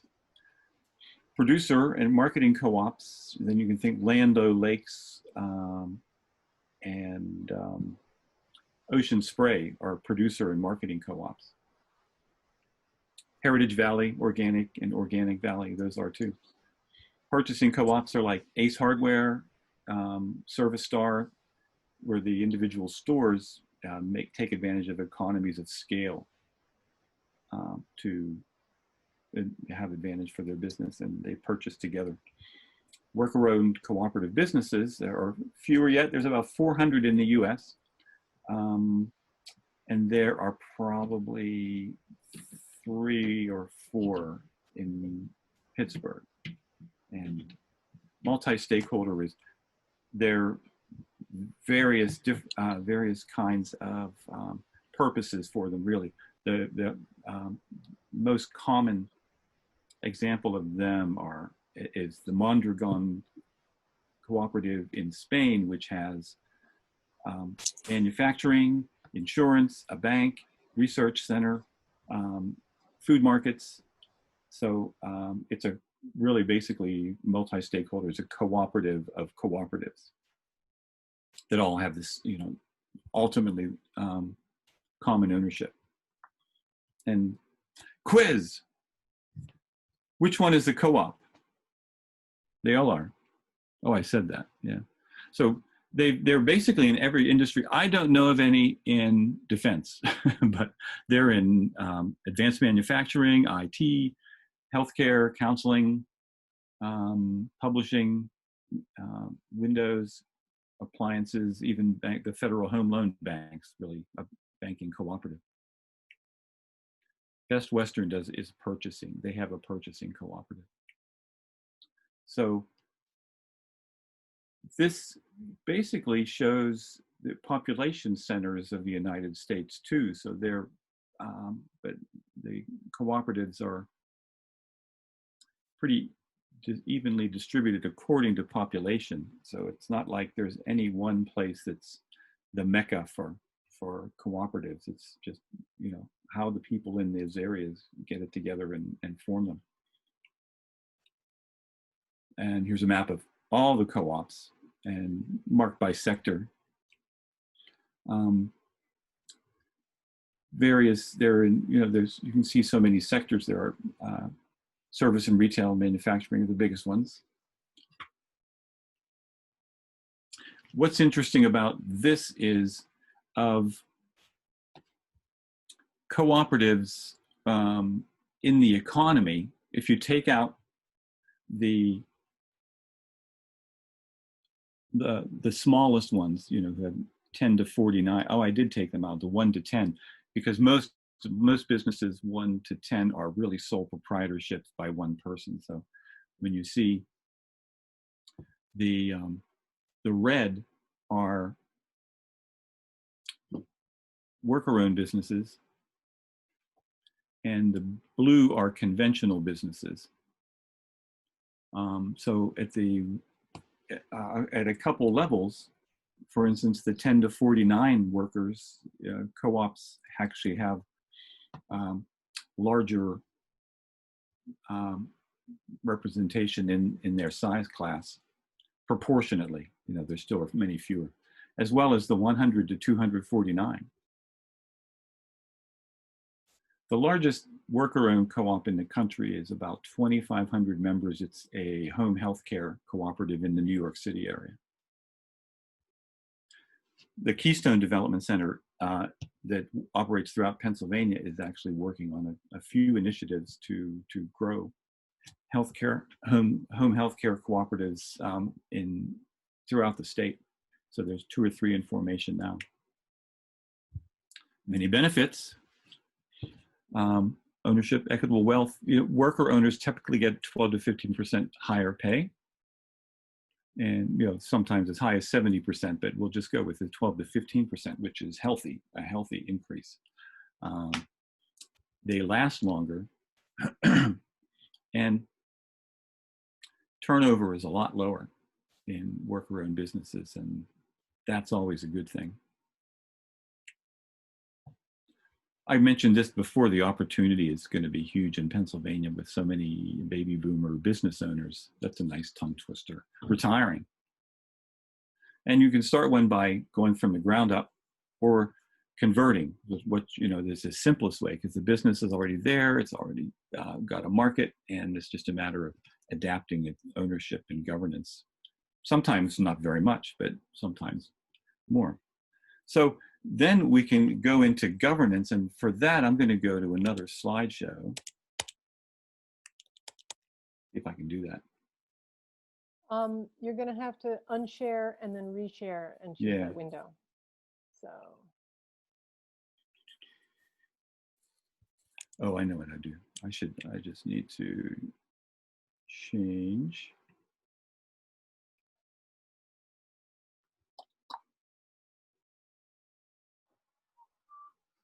I want to use the same program, but I need to know, oh, there we go. Yeah, it might be that if you had them as separate tabs in the same window or separate pages in a PowerPoint. Anyway, we'll figure it out. I'm going to, oh, okay, I'm going to.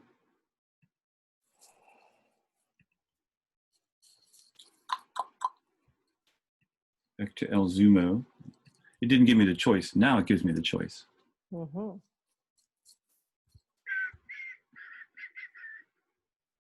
That's it.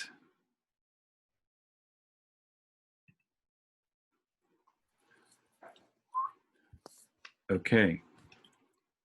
So we do these little presentations. By Zoom, this was supposed to, you know, be many in-person ones, but it didn't work out that way. We go there, there, there.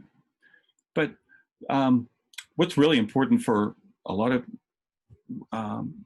people in the movement is to make sure that sustainable development goals are incorporated into business. That's what the 7 principles do. So it's many nonprofit community organizations, even for-profit businesses, large and small, are looking at these as guides for how they do business. So they're catching up with us.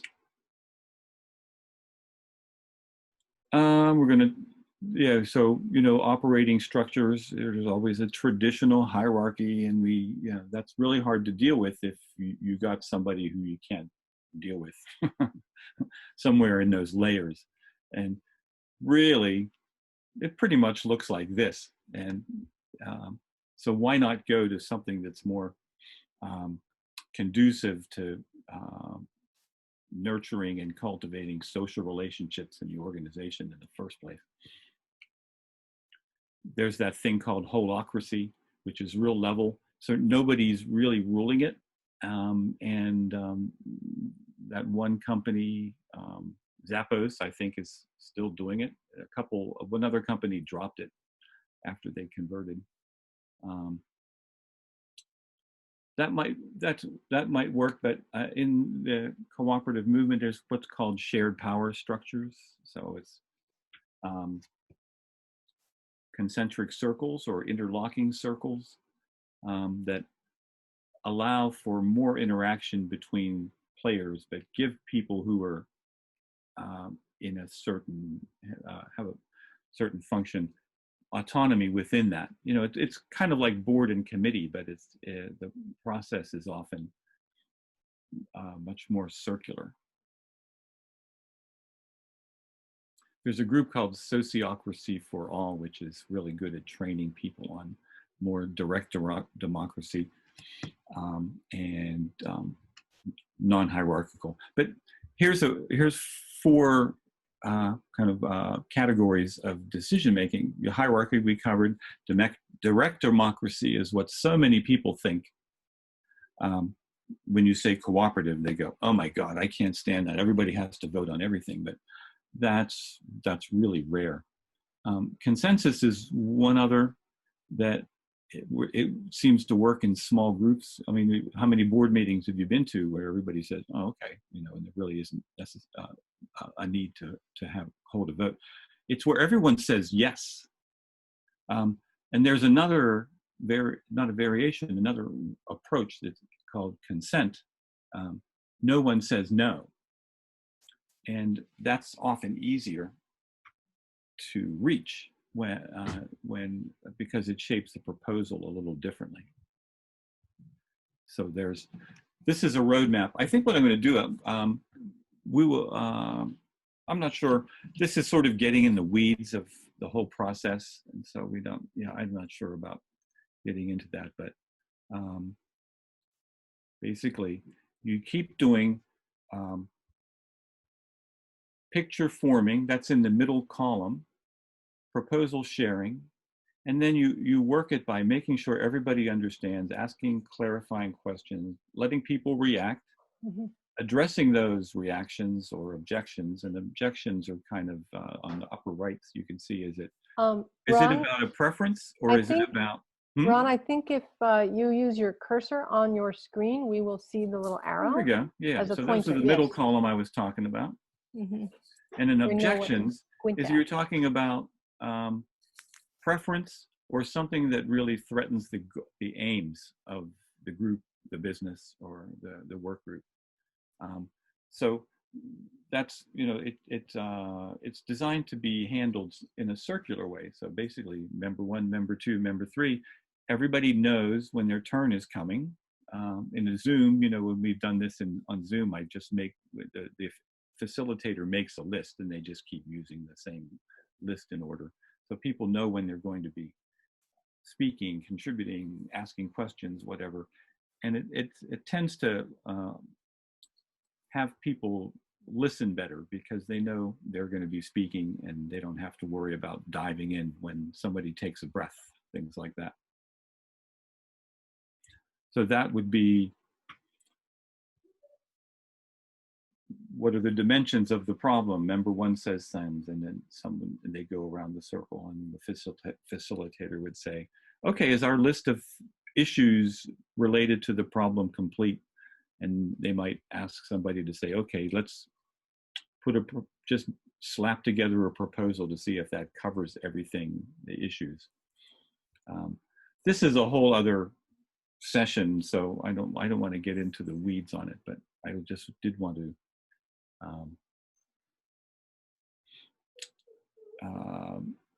present it really briefly, but it's about understanding, for getting input or clarifying, exploring it, see what people think, changing it as you have to, and then deciding. There's groups from academic departments that I know of, IT department, like the IT department for a university in Denmark uses the method throughout their operations, and businesses, housing cooperatives, I know, co-housing groups, and some small consulting firms as well. So there that is again. So now we also were going to talk about, let's see, we were also going to talk about, well, let's see. I went through co-ops, the co-op history, co-op types, the kinds of businesses and industries they're in, and then some notes on governance. Does anybody have any questions?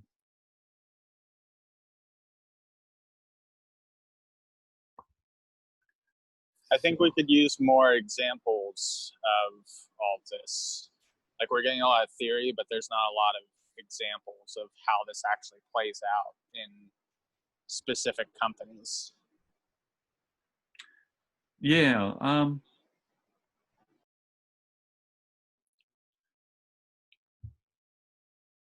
Yeah, we could.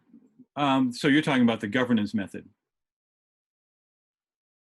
Yeah, I mean, at least these last few slides, it seems like it's a lot of,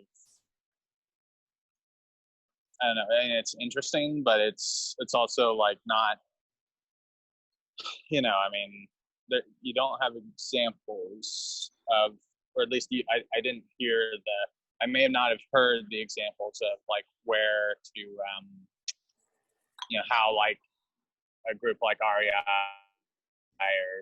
or the co-op, REI. or, you know, any co-op might implement these things.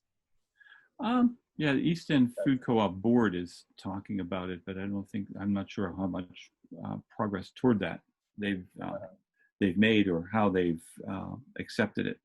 Well, yeah, no. I mean, an example would be, like, well, go ahead. Yeah, no, go ahead. An example would be what that we did with a real estate investment co-op that I've been working with, that Neighborhood Allies is helping to sponsor. There's a group called the Real Estate Omicello Cares, which has made available some property for graduates of a program called Real Estate Co-Powerment, which teaches people the real estate development process in mostly under-resourced communities, so they'd have more control over the development that happens in their community. So what we did was, they wanted to have, we suggested that they had collective ownership of the property that was donated to them, so that they could share in the governance, the ownership, and the wealth that it created, and the profits from the real estate operations. So the first thing that needed to be done was, what is a minimum investment? So we went around the room.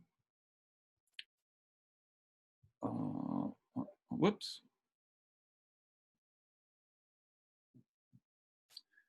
We went around the room and said, okay, what are the dimensions of the issue? What do we need to know? What questions do we need to know, answer to make an informed decision? It was like, do we want to make it low enough so that everybody can join? Do we have sweat equity involved? Do we have, is it yearly or just once? Things like that. And then asking, is the list complete?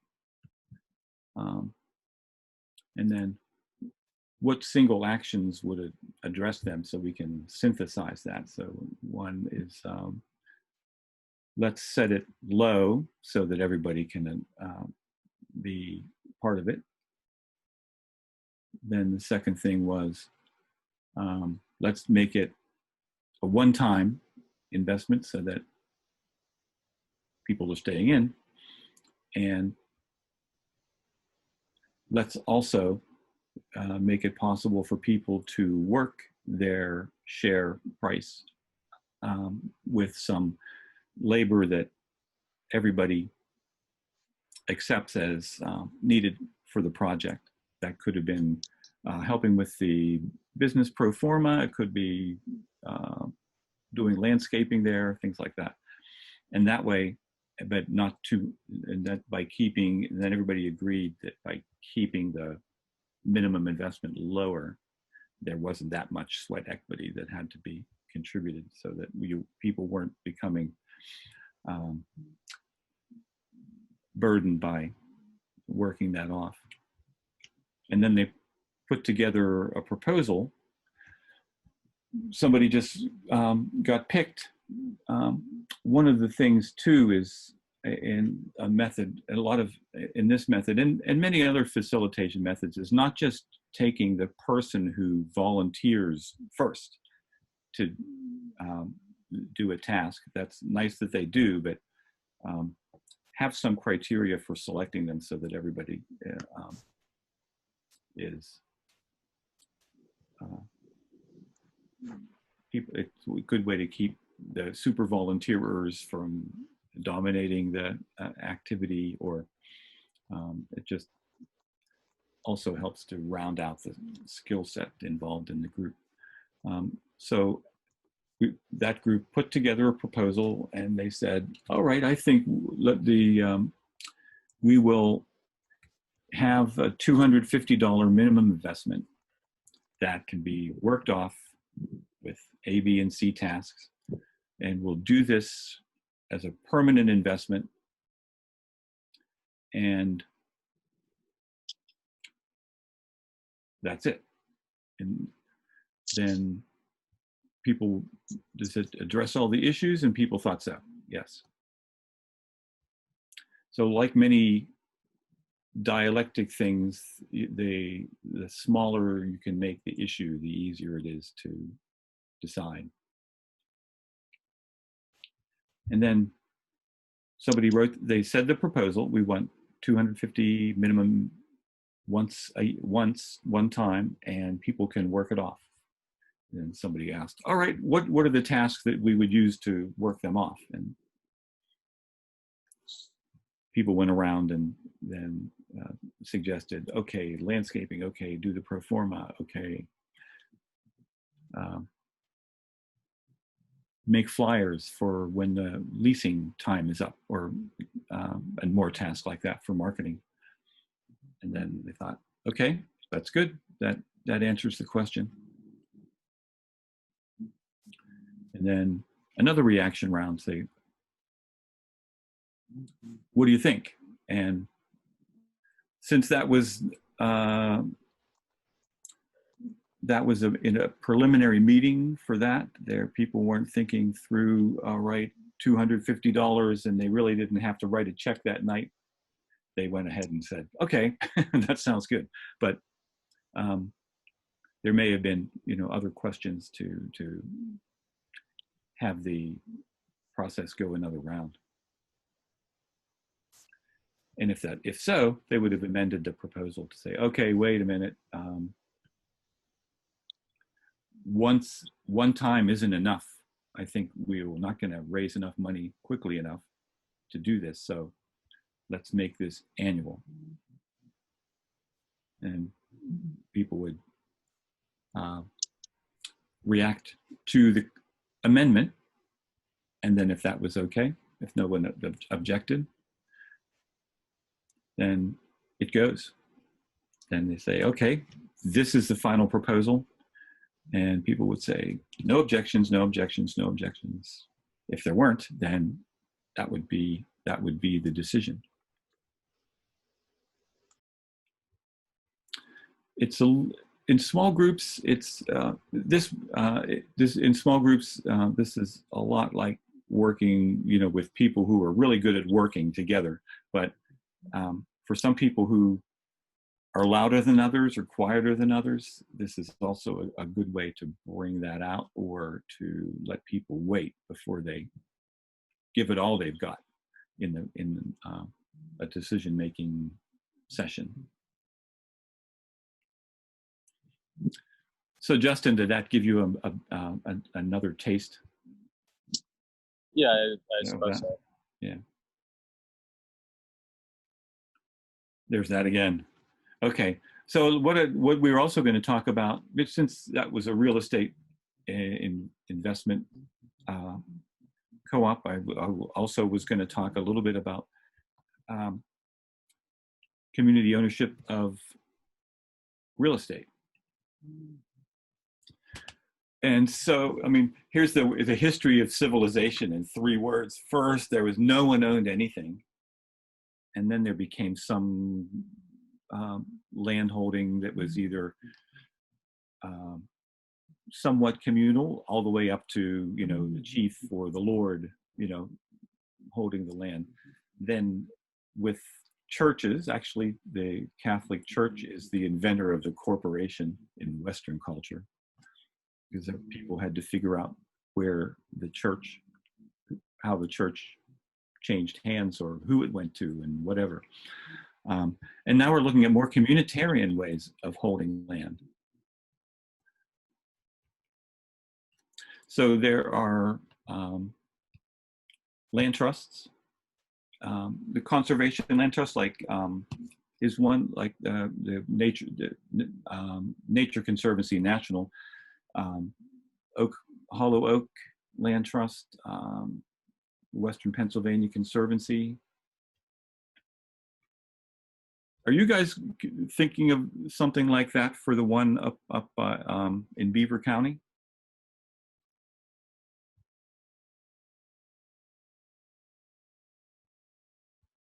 Everybody's muted. I haven't heard a lot of land trust discussion. That doesn't mean that I couldn't have missed it. In what context are you thinking about land trusts in Beaver?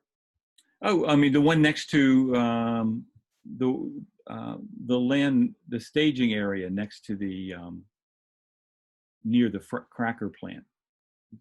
Somebody, because I wasn't able to listen in on that conversation. So that's part of the over group. Oh, I see. Yeah. Yeah, we are thinking of some sort of cooperative ownership. The details are unclear. To be honest, the real estate prices aren't as low as we had hoped.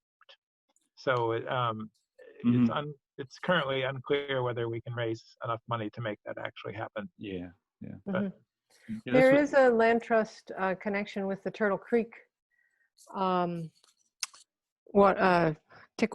Turtle Creek Watershed Airshed Community Plus, Reimagine, because there's the Allegheny Land Trust is working on raising funds to acquire the former Churchill Country Club. Oh, right. Yeah, where a lot of folks, yeah. a lot of folks may have gone there for 4th of July fireworks, because they did that as sort of a community service, but then I guess they went out of business. And it's, is it going to be a park with wonderfully handicap accessible trails that used to be golf cart paths, or will it be a housing development? So that is, and the park would be accessible to not just Churchill, but communities like Wilkins Township and Penn Hills, which don't have a lot of green space, public green space for the community. So that's underway in the fundraising stage, but there's sort of a loose agreement to move forward. I kicked in a few bucks for that, but I wasn't sure where it was. Yeah, it's getting support from different quarters, but also working on more straight fundraising kind of thing. Well, Western Pennsylvania Conservancy didn't show up overnight either. So. Yeah. So that's for conservation. Farmland preservation trusts are the same, but for a specific purpose. And another one is for housing and residential communities. That's just usually called the Community Land Trust. And in all of them, a nonprofit owns and controls the land. And in the Community Land Trust, member tenants lease land, usually 99 years. It's inheritable. And then they own the above ground improvements. There is another effort going on locally, Three Rivers trolley. Anyway, Isn't that it called has to City do of with, Bridges? it's a thing for agricultural land. Three Rivers Oh, okay. Agricultural Land Initiative, and Yeah.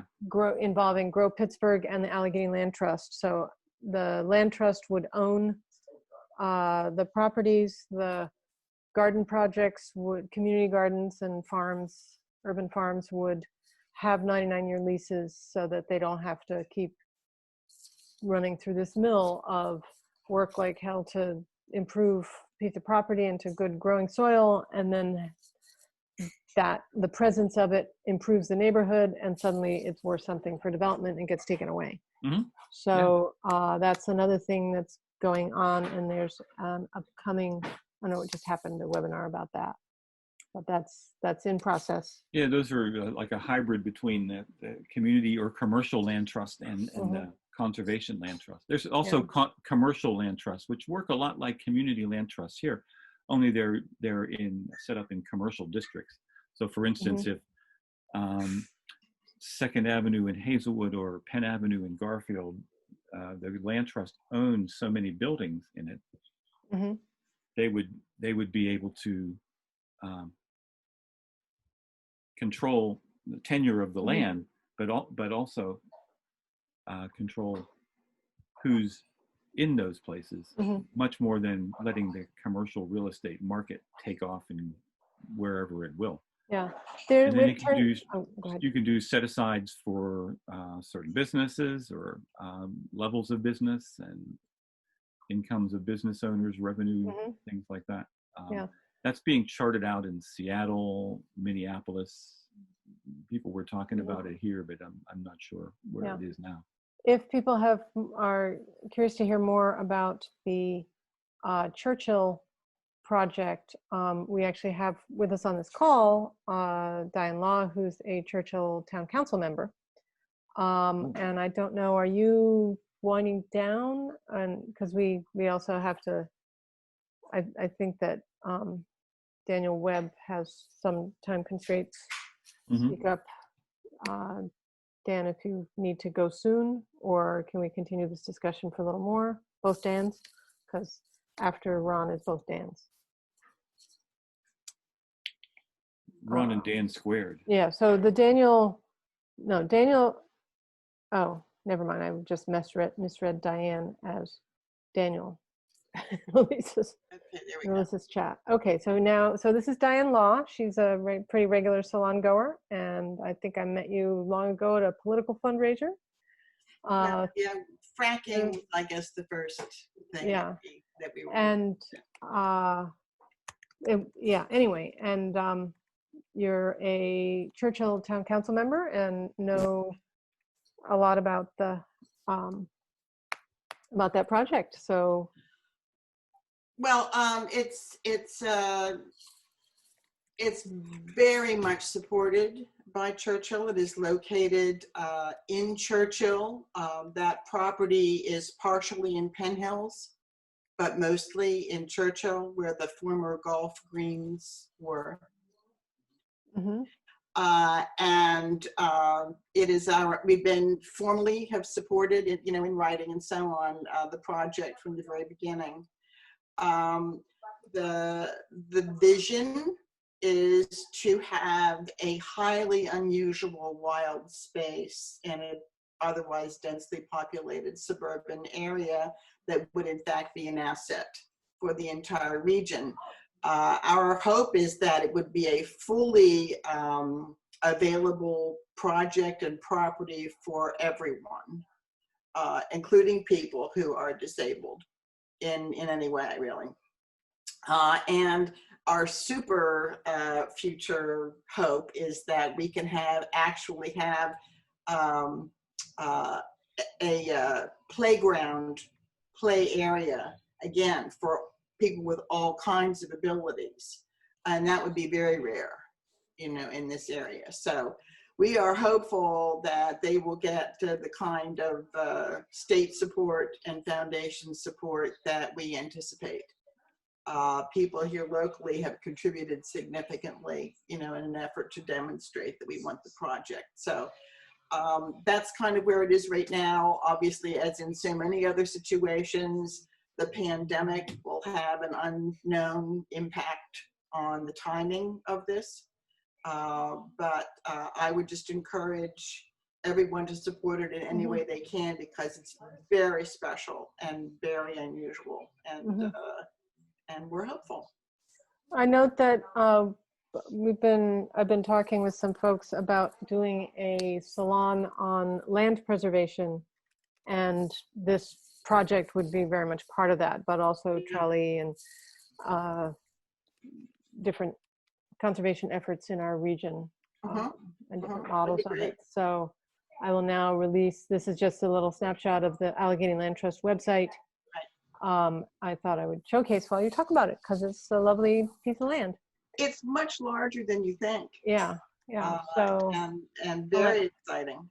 Let Ron have the screen back if you need, or are you? Okay, yeah, I have just another couple. Okay, sorry, I bumped Yeah, you off. that's all I have to say.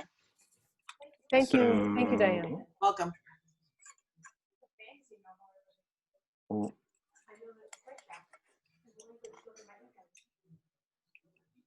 Yeah, so that was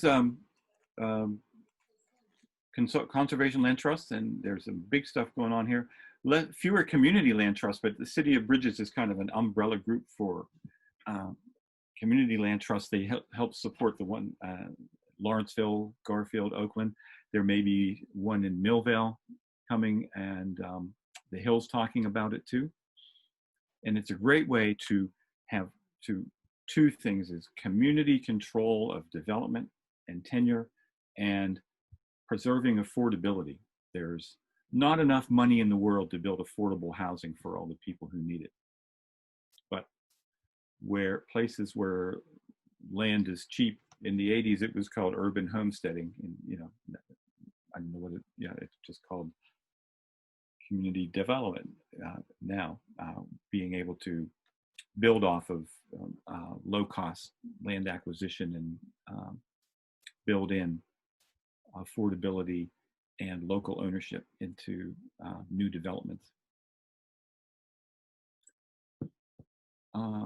Let's see. Yeah, and basically they write their own bylaws, and they can control releases, their guidelines for improvements, and limits. The limit on equity appreciation is great. You can put a covenant in to say, if you can't have any more than this percentage of appreciation on your improvements above ground. And that way there's no incentive to oversell, sell a highly appreciated property because they could just say, we capture over this amount of equity. So someone will just say, well, that's not why I'm in here in this, and they would just sell it, keep their property at an affordable level. And that's worked in several cities. I think Finger Lakes has one. There's one. Most of them are still rural, but there's some movement in Minneapolis, Boston. Cleveland was going to have a large one, but they didn't get it together. And the Berkshire Mountains has a really large one. And then the housing co-ops are, we've discussed a bit. University Square, Belmar Gardens. So you, instead of buying a piece of it, you're buying shares in the co-op. And those have worked really well. They've also been good at keeping places affordable. And the real estate investment co-op I mentioned, it could be one of, like any cooperative business, it can be one of many entities depending on its scale and complexity, and tax treatment that the owners, that works best for the owners. And members buy shares in the cooperative again, and parameters set by the membership. That one of those parameters is the thing we discussed in my example of a round space decision. Governance is democratic. It's not like a real estate investment trust where people put in their money and they're looking at the returns and that's it. They're actively involved in it. And in both housing co-ops and real estate investment co-ops, they sell their shares back to the co-op. They don't sell and then who in turn can sell those shares to the new owner. And that's what I had.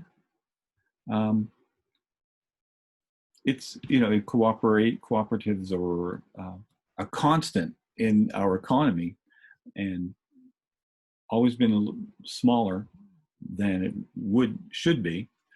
And groups all over the country, and 5 in Pennsylvania, the Keystone Development Center, the Philadelphia Area Cooperative Alliance, Pittsburgh Chamber of Co-ops, a real estate investment cooperative in Meadville, and one other I've forgotten, are working on it. And there's some in Maryland. There's the Building Community Wealth Organization. It's on the upswing again. As you saw from my history there of co-ops, it seems to be economic distress that kicks things in. The old sayings like, oh no, we're running out of money. We're gonna have to start thinking and collaborating. So that's what that's about. Pittsburgh Chamber.coop is a good place to look for all kinds of resources on history, formation, conversion, governance, and who's who in Pittsburgh, because there's a lot of places linked up there. So thanks a lot, and talk to you all soon, hopefully in person sooner, but this is good. Thanks, Maren, for your platform again. Well, thank you very much, Ron. Thanks for the very informative talk. I will find myself perhaps referring to that when I'm thinking about possible cooperative ventures. And of course, connecting with you about them as we are with Over. Mark, have you kept on top of questions? I actually have something I was putting in the chat, which I'm just going to say. When you talk about the whole real estate issue, at the time, I don't know if folks remember the Hillside Hayes Woods development plan, which did not wound up going forward. It was a big wooded area within the city of Pittsburgh, kind of across from Hazelwood. And it came into the hands of a developer by name of Charles Betters. And he had this plan where it had been coal mined, but he had the plan where he was gonna log it, do mountaintop removal mining to get the rest of the coal, because a conventional coal mine leaves pillars of coal holding up the top of it, the room and pillar mining, which would conveniently leave a flat surface where there was previously a bumpy hilltop, thus also totally messing up the watershed, leading to flooding in all the communities downhill from there, and create on that flat spot a horse racing track, shopping district, and hind housing. And all of this somehow accessed how it was going to be accessed was never clear to me, because the roads that go up there are way too narrow for any of that stuff. And when I think of a horse racing track, it seems like it would make sense to be out in an area where the horses could live nearby and be pastured. So it was just a bonkers plan. But at the time of the zoning hearing, which was the first hearing and where it really should have stopped because it was fundamentally a land use issue, the owner was simultaneously appealing a tax assessment of $2 million. He wanted to lower the tax assessment because it was worth less than $2 million. And I found that out at the same time as I was testifying at the zoning hearing, and had the notion that we should just do some fundraising to raise $2 million and buy it from him, because he obviously thinks it's worth less than that. That development plan went through permitting for air quality permits and water permits and horse racing permits, and many of us in the community testified at all these different hearings. And ultimately, I believe it was water filling, because they would have had to fill streams with the overburden from the mountaintop removal mining. And they, I forget what ultimately killed it. I think that might have been what killed it, the Clean Streams Act restrictions. And in much more recently, Vedder sold it to the city for a park for $5 million. And it was categorized as a gift. It's like, wasn't that nice of him to gift us this land, which couldn't be developed the way he wanted to develop it? And it was a gift that we paid $5 million for. So jumping on top of these things, and that's what's trying to happen in Churchill. And I forget how much, Diane, how much is it again? The Churchill property? Anyway, it's a few $1 million. There are apparently reasons why it's going to be hard to develop. I think largely community opposition, but anyway, it's a few $1 million that they need to raise, and they've raised a bunch so far, and there's quite a bit more to go. But it's really great that an institution like the Allegheny Land Trust is able to step in and help. Do you know the amount, Diane? Yeah, the figure that the most recent figure we heard was 3 million. 3 million. Okay, so and that's a lot of money for that piece of property. So that's the same thing that Over's finding in Beaver County.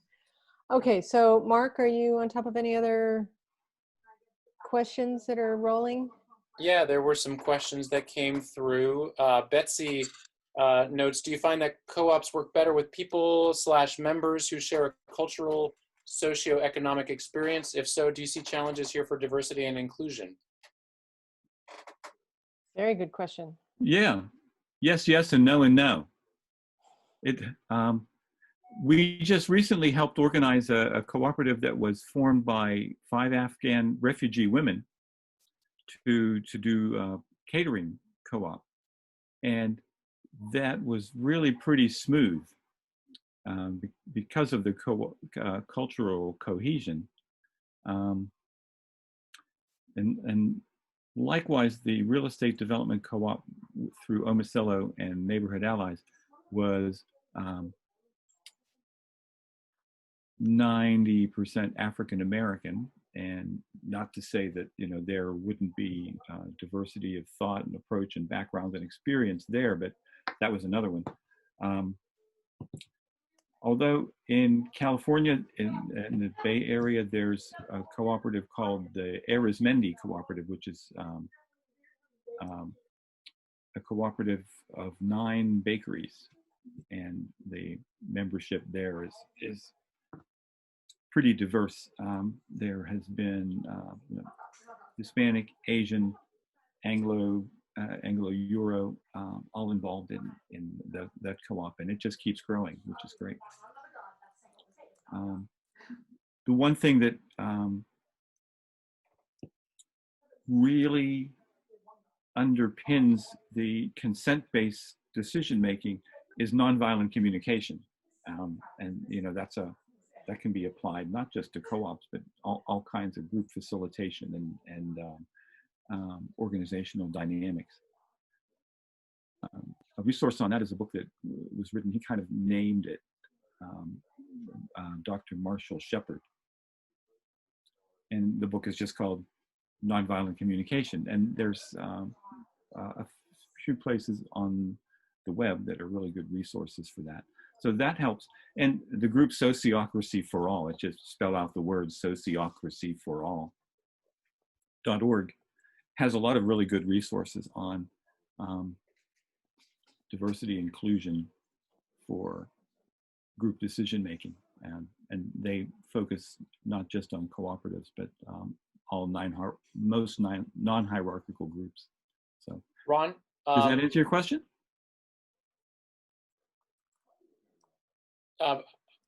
Well, hopefully, yes, to a point, to a degree. Nonviolent communication, the book, I just looked it up. It appears to be written by a Marshall Rosenberg. Does that sound Rosenberg, sorry. Yeah, Marshall Shepard's an old friend of mine. Great. Just checking. Marshall Rosenberg, yeah, that's the one. Nonviolent communication, great. Super, thank you. Jason asks, hi, Ron. Your note about the coming opportunity of retirements for co-op conversation is very interesting. Co-op conversion is very interesting. How can we as citizens and or investors become engaged in and facilitate this process? Oh, this is great. What we're trying to do right now, and Dan Webb, you know, and you and I have been trying to talk at a little bit more length over a potential cooperative investment program. And maybe we will hopefully get together some more on that, but even for, to think bigger, the task force with the Pennsylvania Center for Employee Ownership and the city is going to be setting up a investment fund that would be able to be devoted to cooperatives and other forms of employee-owned business. So that's one. And the other is to be in one. But so more on that, Jason. Yeah, I know you've been interested in getting, you know, looking for these opportunities. So as one of the charges of the task force, anyway, is to come up with financing instruments, probably part private and part through the Urban Redevelopment Authority, to be able to have the wherewithal so that when people are ready, that conversion doesn't have to worry about where the money's coming from. Super. It looks like Diane Law mentions that she can add a little more about the alt development of country club property if you like. It is in Churchill, and she's a council member. Yeah, we went through there. Great. And alt is ALT, which is Allegheny Land Trust, and she held forth a moment ago in case you missed it. Awesome, thank you. Sorry about that. That's okay, complicated. You're doing an important job. Well, I need to be more focused, that's all. I'm self-critical. Alyssa mentions the Churchill Valley Greenway is fabulous. Go visit and you'll fall in love. It's in Turtle Creek. I think you mentioned that. Then. Ooh, 99. And yep, saying it was undermined under the Churchill Valley Country Club. Lots of acid mine drainage going on. And then Maren, you chimed in on some other information. Which I also talked about verbally. Yep. So I think that's okay. Oh wait, then there's a private. Suda, are you talking to me privately? Oh yeah, okay, sorry Suda. I skipped your question by accident. Yeah, so apologize, Suda. It says you've opened doors for, this is very useful information. You've opened doors to for-profit businesses that are on the verge of shutdown due to COVID. How does one reevaluate their business model if it is suitable enough for co-op? Thanks, Suda, sorry. Yeah, that's a good question. The first thing to do is to do an assessment to make sure it's the business model itself out in the marketplace is still viable. And then some people have come to us because co-op structure and the model is something new, so they thought it's something new that would bring more resources and save them, but that's not necessarily so. So what may work is that somebody, and not just COVID, but in other economic particularly distressed times, their New Era Windows was a phoenix that emerged out of the bankruptcy of Republic Steel in Chicago. They were going to just liquidate it. The owners were going to just liquidate it, and that happens very often. Or they may sell it to an equity firm who would do the same thing, just strip it and flip it. But the workers at Republic locked the doors and didn't leave until Republic agreed to sell it to them, and that's what they did. And so now it's an employee-owned company. Awesome. So in terms of your business, Sudha, it could be that the worker ownership is going to be a better option because it may be able to take better advantage of the more committed employees who are more committed to the success of the business and its other bottom lines, and making it more responsive. Being able to, make it smaller, so it may be able to adapt to current business conditions better. There's a whole lot of different ways of looking at that. But my contact information was on the slides. If you didn't catch it, I'll put it in the chat. And I be did happy link to talk some more about it. And I linked to senior strategies in Okay. Ron's company in the Right. Marin's list Yeah. in the description. Either way, yeah, technically, consulting stuff would be through seniors, but we also do consulting for co-ops at the chamber. And Wonderful, thank you, Ron. Yeah, we would like. I would like to approach you offline. There are a lot of challenges with us being a micro business, knowing that we are a sustainable business and it has got a lot of value. I still don't want to give up and say that I want to liquidate and lose the company, but I just want to see how we can keep the costs going. And if it is a co-op is a way to go, I would love to try it. mm-hmm. How many people are you the owner? I'm the owner. I'm the founder and the owner. I have some contracting employees during the time of events. And my products are all stocked in LifeWorks of Western Pennsylvania, which is an organization that employs people with intellectual and physical disabilities. Mm-hmm. So we have stocked a lot of products there. LifeWorks is downsizing, and that model worked out for me well because I believe in that cause, and it was good so far. And I was willing to continue, but there is some change coming up with LifeWorks. And at this point with COVID, not much of a business. And is it worth sustaining or closing down is a debate that's going on.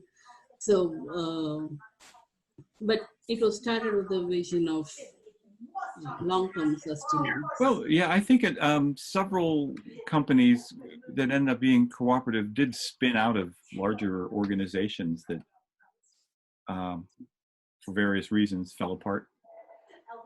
So it's not inconceivable. It's just a matter of seeing what the available market is and how long you could wait for things to get where you need them to be. And there are several investment organizations devoted to cooperatives. So there needs to be more detail, but be happy to talk later. Yeah. I will take your contact information. Okay. And, you have a question, Marin, about the CARES Act. I do. Margaret, yeah. Oh, Margaret, sorry. Yeah. There I haven't thought about the CARES Act. Cooperatives weren't going to benefit from the CARES Act at first, but then the National Council Cooperative Business Association got them to put that wording in. Excellent. So they can benefit. There actually last year was a new law, the Main Street Development Act came in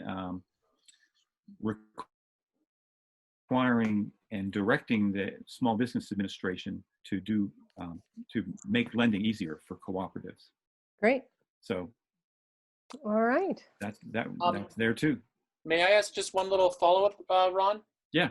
And this gets at the Shell cracker plant a little bit. I've often reflected that it's difficult to just swap in.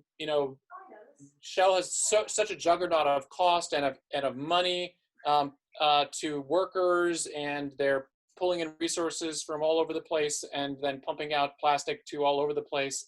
It's a very concentrated sort of model. But what they can't compete with is equity. They're not offering equity to any of these workers for the most part. Maybe a couple Shell employees formally are there getting equity in the company.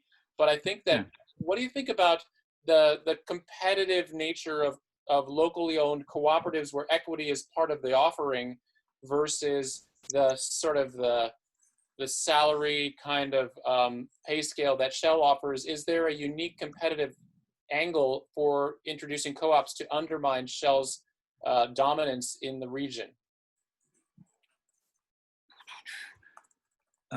Shell's a really hard example because it's a public company, so there's people all over the world who don't care what happens there.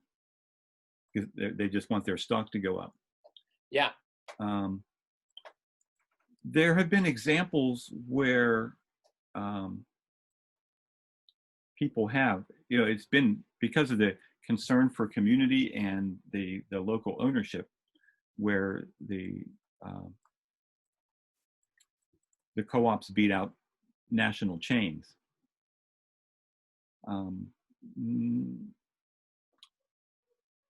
Now I'm saying that, so I have to think of the example and bring that back to mind.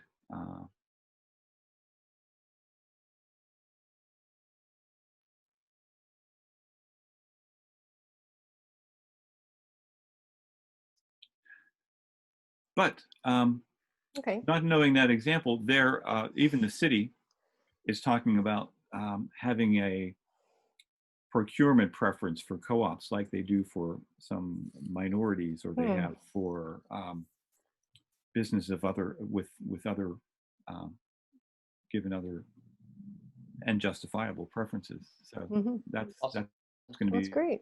Something we'd like to see pretty soon. That's great. Okay. All right, thank you so much. I don't think there are any other questions. Yeah, on that very positive note. Yeah, thanks everybody. Thank you so much, Ron. Yeah. We will roll over and have a brief presentation by Daniel Webb, who is the general manager of the East End Food Co-op Federal Credit Union. I am not a member because it has fairly limited hours, and I've just you can tell by what time it is that me and time management are not serious friends. But I've been a member of a couple different credit unions in the past. The Cornell Federal Credit Union when I was a grad student at Cornell, and the Alternatives Federal Credit Union also in Ithaca, which was sort of extra co-op-y and extra earthy, crunchy, good works oriented. So even though my banking needs were taken care of by the Cornell Federal Credit Union, I wanted to put some of my money to work in my community as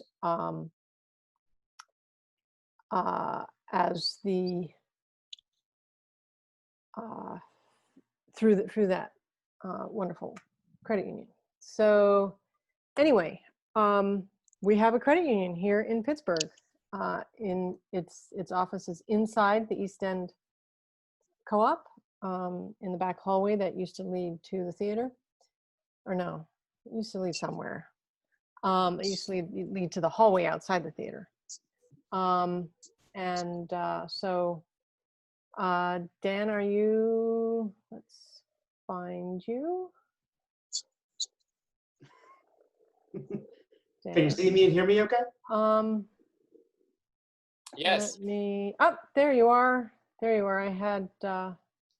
I was trying to shake Ron's blank window, and so I pinned mine and couldn't find you. But there you are. Great. And someone got a weird noise. Will mute Ron, will mute everyone but Dan. I will mute myself. Thank you for being with us, Dan, and tell us about the credit union. Well, thank you for inviting me. And again, with it being such a small world, Tom Pendeline, who's our board chair at the East End Food Co-op Federal Credit Union, his first credit union experience was also Alternatives Federal Credit Union up in Ithaca. So, and that's one of the models that he has put out there for how we would like to see, our credit union evolve over time. So there is that. I'll also point out and shout out to folks that are on this call that are volunteers and members of the credit union. Jason, hi, good to see you. And Marcy, also, hello. So before I get in on things, I actually do have some slides to share, if it's okay for me to put my screen up. You can share, go for it. All right, I'm gonna do this, and then if you wanna do a quick confirm, make sure that it's working. Yep. All right. Okay, we see a beautiful moon and we see your PowerPoint. Just put it in slideshow mode. All right, let me see here. Wow. Where's the? All right. Okay, yeah. There we go. Perfect. Glad to have a chance to talk to everyone today. We've been around for a while, but in a lot of ways, we're really making our first initial introductions to the community for some reasons that I'll explain in a little bit. So gonna go over briefly just a little bit about ourselves, credit unions generally, and what we're doing in the community, and I'll also have a chance if anyone has any questions to address those as well. So before we get into who we are, I thought it makes sense to touch briefly on what a credit union is. I suspect this group is probably a little bit more aware than maybe the public at large. I know for me personally, when I was growing up, I was aware of credit unions. I kind of saw them as being pretty much interchangeable with banks.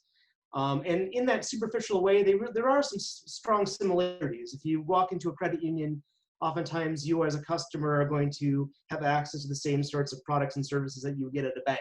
So if you're looking to open up a checking account or looking to take out a loan, both a bank and a credit union are going to be able to address that need.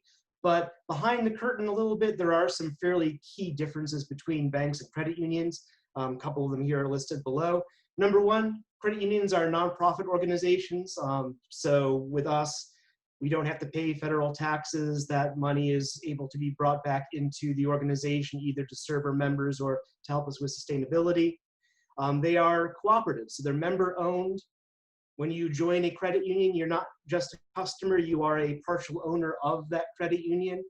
And we operate for the benefit of those members. So it's not like we have a bunch of individuals who own stock where we really exist solely to serve them. The customers are just kind of a byproduct of making money for those shareholders.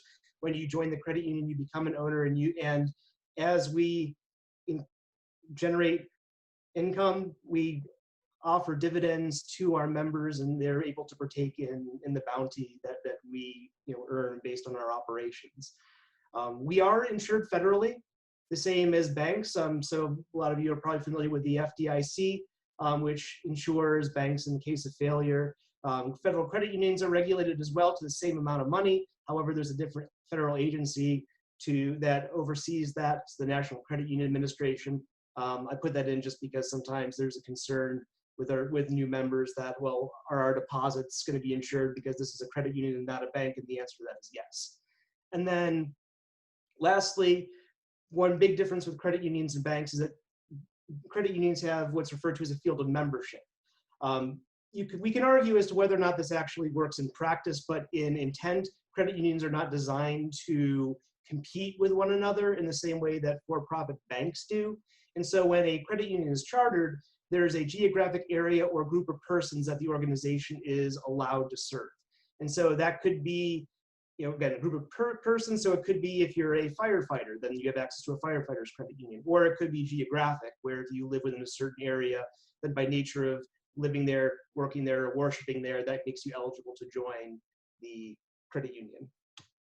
And a little bit about us. How many people, just to show a thumbs up, are familiar with the East End Food Co-op? I'm gonna guess more than a couple. Thumbs up, thumbs up. All right. So you turn the clock back a little bit, And for those who are familiar with going there now, the frontline employees are largely paid staff. However, if you were to go back to 1993 when we were chartered, the majority of folks that you would have encountered as a customer in the co-op would have been volunteers. And these volunteers, there are a number of them, were very interested, very much loved the idea of the collective ownership model of a cooperative and wanted to have something similar with a financial institution. So a number of those volunteers got together, and over a period of about 2 or 3 years, they were able to get a charter to create the East End Food Co-op Federal Credit Union. And so our goal, just a little bit about us, is that we are a member-owned and democratically governed nonprofit financial cooperative. We strive to provide equitable access to fair and transparent banking and credit. We are committed to a safe, sound, and sustainable banking that responds to the needs of the community, nurtures financial growth, and supports financial literacy. And we are I would say, very hyper-local organization. When we were first founded, we were limited in terms of who we could serve with our charter to members and staff of the East End Food Co-op. So if you became a member of the food co-op, you had that membership card, that would give you the ability to join the credit union. If you were an employee of the credit union of the co-op, you would also be able to join as long as you lived in either Allegheny or Westmoreland County. Starting about 2 years ago, we were able to expand our charter to include a larger field of membership. And that's part of the reason why we're having conversations like this today, is that we're now in a position to serve more people. So in addition to preserving the eligibility for members and staff of the co-op, we also are now able to serve individuals who live, work, or worship within 22 census tracts that are located within Pittsburgh itself and its surrounding suburbs. And so because they're census tracts, they don't perfectly correspond with neighborhoods, but to kind of give a general sense of where it is, and I'm going to click over to a map after this. It's East Hills, East Liberty, Homewood, Larimer, Lincoln, Penn Hills, North Point Breeze, Shadyside, and Wilkinsburg. So it's fairly contiguous. And if you live, work, or worship, so you don't have to have an address in this area. If you are employed by a business in this area, you can also become a member. And then once you become a member, that also allows you to have immediate family join. So you might have a sister who is not living in this area that we're allowed to serve, but she lives in Allegheny and Westmoreland County. She can join the credit union by nature of her relationship with you. And so this is the map of the field of membership area that we serve. So again, this is very, very local. And the idea here is we've got Larimer, we've got a little bit of Shadyside, but really we're concentrated in the Homewood, Point Breeze, Larimer, Lincoln, and Wilkinsburg areas. And so what do we offer? So we offer a lot of services similar to what you would get at a traditional bank, and we're actually moving more in the direction of becoming what we would refer to as someone's primary financial institution. So we do checking and savings accounts. We offer a number of different loans. So we've got like the personal loans, the auto loans that you might expect. We also do loans for folks who, if they've never had credit before, if they're looking to build their credit or rebuild their credit, we offer those. We also do a payday alternative loan. So that would be for an individual who they have an immediate acute financial need, like they need to meet a rent payment or utility payment, or there's a medical need, and they really don't have the money on hand, but they don't want to go to a check cashing company and pay 400% interest. We've got an alternative to that that's significantly more reasonable.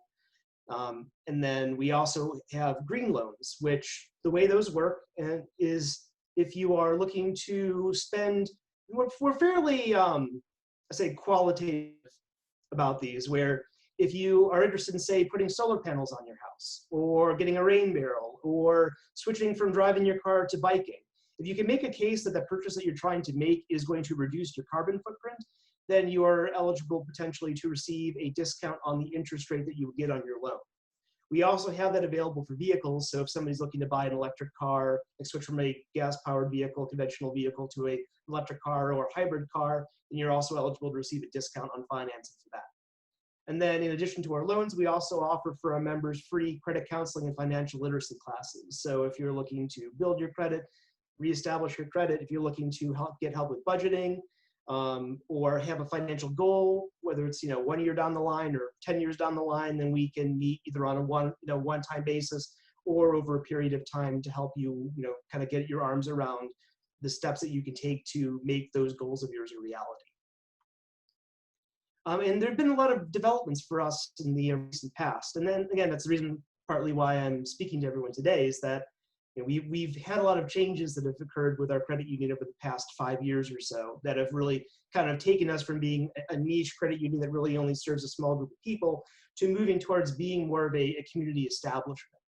So we got around 2015 a community development financial institution designation from the US Department of the Treasury. What that basically indicates is that we serve a group of people that are essentially considered quote unquote underserved by the federal government. So that could be based off of the employment status, average employment status or unemployment status of individuals living in those communities, homelessness, access to housing, other statistics. So there are specific census tracts that are designated as underserved, and we served over 60% of our business was done to individuals living in those census tracts. Getting that designation from the Treasury Department allowed us to tap into some federal funding. So we were awarded a technical assistance grant that enabled us to hire our first full-time staff person. From 1993 up and through 2015, we were entirely volunteer run. So whether the board of directors, all the committees, all of the tellers that you would encounter were all volunteers doing this for free because they believed in our mission. And we have a lot of that still. I'm the only person that's ever drawn a paycheck from our credit union in that 26-year history. But having the ability to get some grant assistance to hire a full-time staff person was a game changer for us to be able to offer more services. So that enabled us to, in turn, expand our field of membership. So rather than just serving members and staff of the co-op, we could start serving a geographic area.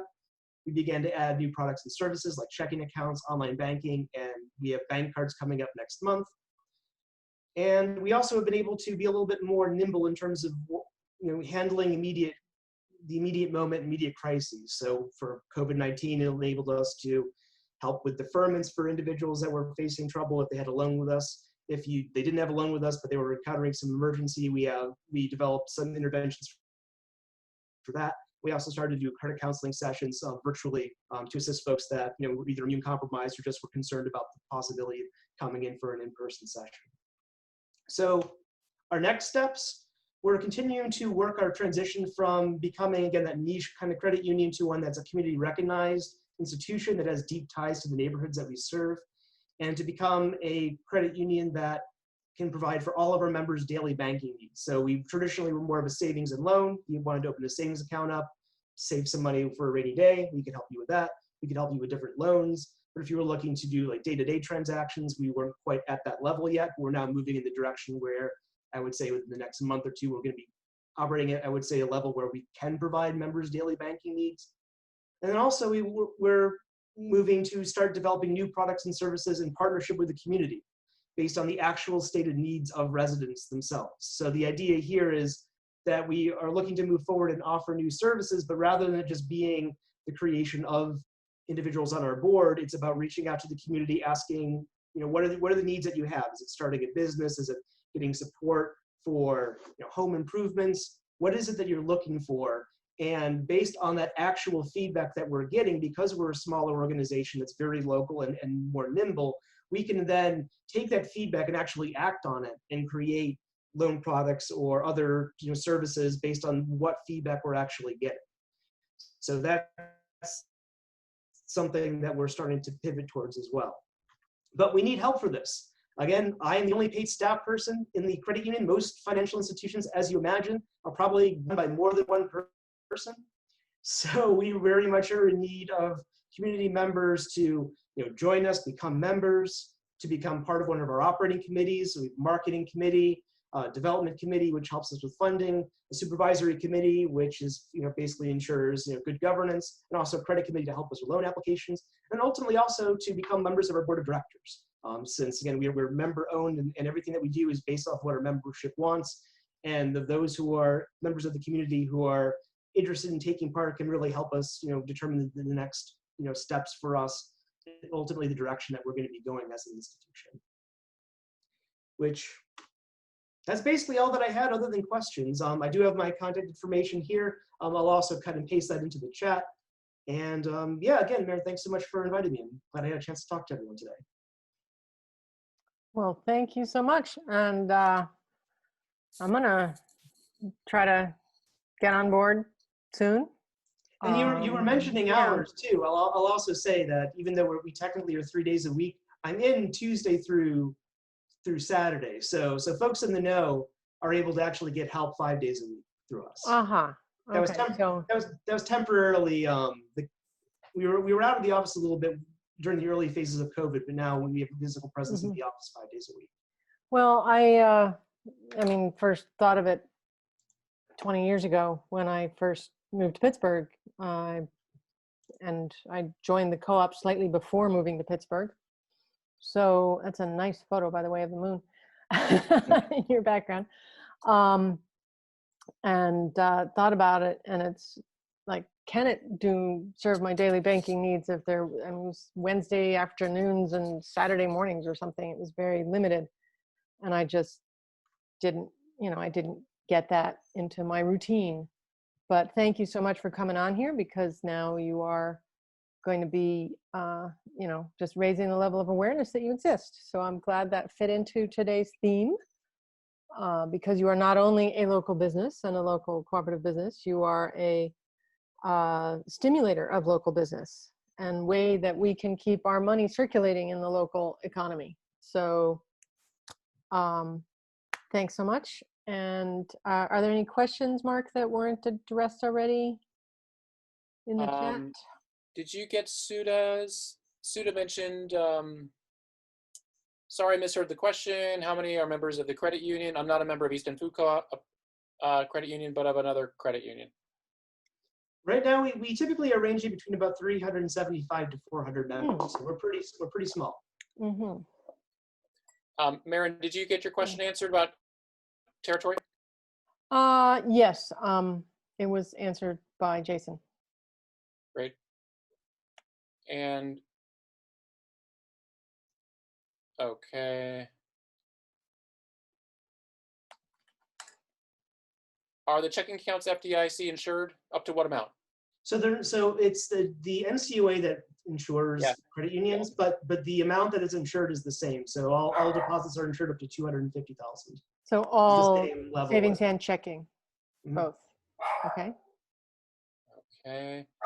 Jason asks, is it possible for fields of membership to overlap? For example, the city county FC downtown allows membership to anyone who lives, works, or worships anywhere in Allegheny County, which overlaps with Hey, Mark, this is Jason. I was trying to respond to some of the questions that were up there. Right. Yeah. I'm the treasurer. Jason, yeah. Sorry. No, you're good. Perry Record, no idea. The scope and principles. This is awesome. Yeah. Okay. You already answered. I see. Yeah, you're raging in there. That's great. Thank you. Great. Answered. Alyssa is suggesting everyone on this call take their money, if they have it, out of their investments and place it in the East End Food Co-op Credit Union to the maximum insurance. What is the maximum? Yeah, oh, Jason, got that. Jason replied that wouldn't actually be practical, but tune in next month on August 22nd when we will be talking about social investment and local investment with some real experts in that field. Expansion question about expansion you're looking at in the next 5 to 10 years? We're in the middle of a strategic planning process where we're coming up with the numbers for that. But right now, based on the conversations that we've had at the board level, we're looking at least tripling our membership within the next 5 years. Excellent. So everybody should march in and take some of their money and put it in the credit union so that they can then ramp up their loans, and everyone should go and apply for a loan to keep that mill turning and not send money to wherever all these big banks are owned and into the pockets of executives and into their Cayman Island accounts. If you park money with us, that money gets lent to one of your neighbors. That is awesome. Okay, well, thank you. Perry asked if you know about the dwelling house SNL before closing. So I'm of an age where I heard of it, and I think in college when it collapsed. My understanding was that it was a really unfortunate circumstance with an individual who ended up embezzling significant amounts of money from the dwelling. Say, I don't know anything more than that. That sounds so I basically good. know it was out in the news, but that, and nor do I know exactly their financial condition prior to that happening. But there was a single instance where that occurred, and that was what the immediate event that caused them to close their doors. I think that's probably at least, that might be 15 years ago, at least. It was a while back. One question that just occurred to me, do you, does the East End Food Co-op do a lot of its banking business or all of its banking business or none of its banking business with the credit union? There is a relationship there, definitely. And it's not just in the name and the location. They from that perspective, they are customers, so I don't know how much I can, disclose without, getting permission from them. But there is a relationship that we built over the time. Well, we are all, at least I am one of many owners of the co-op, so we ought to be able to know that we are a customer of the credit union. So that's very cool. Yeah, there is a business relationship. Oh, and there was a question about what's the best way to join it? Do you walk in during some of the hours or knock on the door when you might be there? Well, both of those are options. For those that are interested in joining, we have if you're familiar with the East End Food Co-op, there's a customer service desk when you first walk in through the front double doors. If you go there, definitely during business hours, but if you happen to also be in, just want to check if I'm there, the front person will be able to get you a badge. They confirm that I'm there and get you in the back where we can set you up. It takes about 10 minutes tops. It's a fairly painless process. The other option would be to do it via email. And that's more of a recent development. That's based off of if you're just concerned about in-person contact, then I put my email in the chat, so that goes to me. If you feel free, if you have an interest, to drop me a line, and I'm happy to reach out and set up the best way of doing that. To join, basically what you would need is proof of your eligibility. So that would be if you're a member of the co-op, your membership card of the co-op, if you live in that service territory that I had in my presentation, which is also on our website, by the way, if you want to, if you need to refer back to it. But then proof of address there is the other option.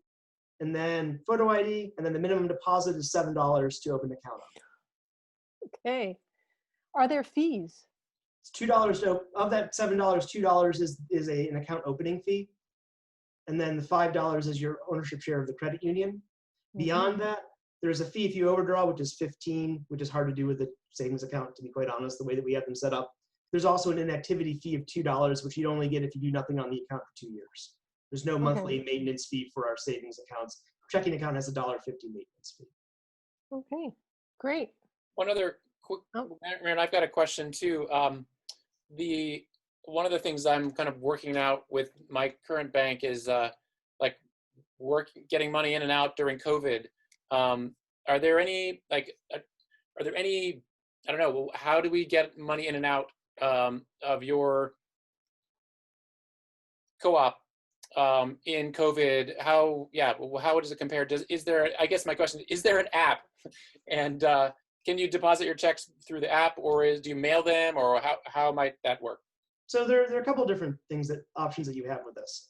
So firstly, we have all the old school. So if you're looking to deposit a check, that could be mailed to us or dropped off at the co-op or dropped off at the office.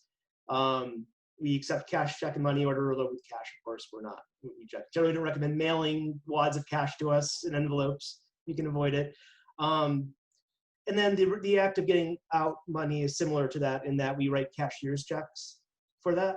So we can either have that set up so somebody can pick it up at the co-op, or we can mail it to individuals. So if they're worried about coming into the co-op or just based on convenience, then we can get it to them that way.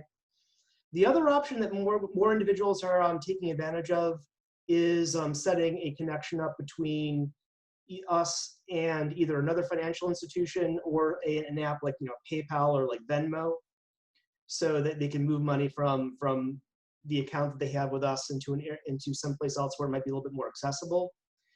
We also are going to, as of this upcoming month, have a reloadable Visa bank card where you can move money onto that card and then just spend it anywhere the Visa logo is accepted, including ATMs. Okay. So that's coming down the pipeline as well. And then Great. we do have a website, and there's the ability to request a like a check for there as well. So you know that's another option to get a check mailed to you, is to go onto the website and request it. Okay. Thank you. Oh, let's ask. So we can't link to PayPal yet? No, you can. PayPal is one of them. Okay. Basically, any website that moves money back and forth that you connect using an account number and a routing number is something that we can interface with. Great. And you will be having like a Visa debit card. So this will be the. Oh, I'm sorry, I missed the beginning of that. You will be having like a Visa debit card. It's going to be a bank card, so it's going to have its own balance on the card itself, but it is going to be attached to the Visa network. Right. Okay. The way another bank has it's a debit card, but it's also attached, so you can use it for credit card transactions, online purchases, and things. It'll have a digit like the 16-digit number attached to it, but it's pulling off of the balance that's on the card itself. So like the way that you would use it in practice is if you had a balance of money here at the credit union, you just put some of that onto the card, and that balance is available for you. Oh, you have to put it onto the card. It isn't just tied to your account. Okay, so we'd have to learn our way around that. Anyway, thank you so much. That was you have several new customers today, clients, members. Yeah, that's great. That's great. Yeah, and if you can hook it up with other accounts, then you could theoretically easily get it into accounts with credit cards built in. So it's right. Yeah. The other thing, on a similar note to that, is there are some individuals that they have like a larger bank that they do business with, like a PNC or a dollar bank, and they have an external transfers function. So people might have their savings account with us and then transfer money back and forth using the online banking to the other institutions. So that's a way that some people kind of moved, part of their assets over to us and been able to like still have access to that money in a more immediate fashion. Super. That's great. All right. Great. Okay. Thank you so much for coming and for your for the good work you're doing there. It's a worthy institution. And thanks to Jason, since he's on here, who's an awesome treasurer. And, again, Pittsburgh is a small town. So yeah, and he's going all right. And he jumped in to answer some of the questions while you were talking. So thanks again on that. And Jason, shoot me how you heard about it, since it evidently wasn't. I had assumed it was through Daniel because this was your first one. So shoot me a chat that tells me how you heard about it. Okay, so we have one more, Daniel. One more, I guess I should say in between. I'm not going to take time since it's past 7. I'm not going to take time right now. Maybe at the end, if people are interested, I can run down things, but I'm not going to go over announcements. Alyssa already mentioned the Turtle Creek Reimagine thing on August 3rd. There's just so much going on these days in webinars. And so I'm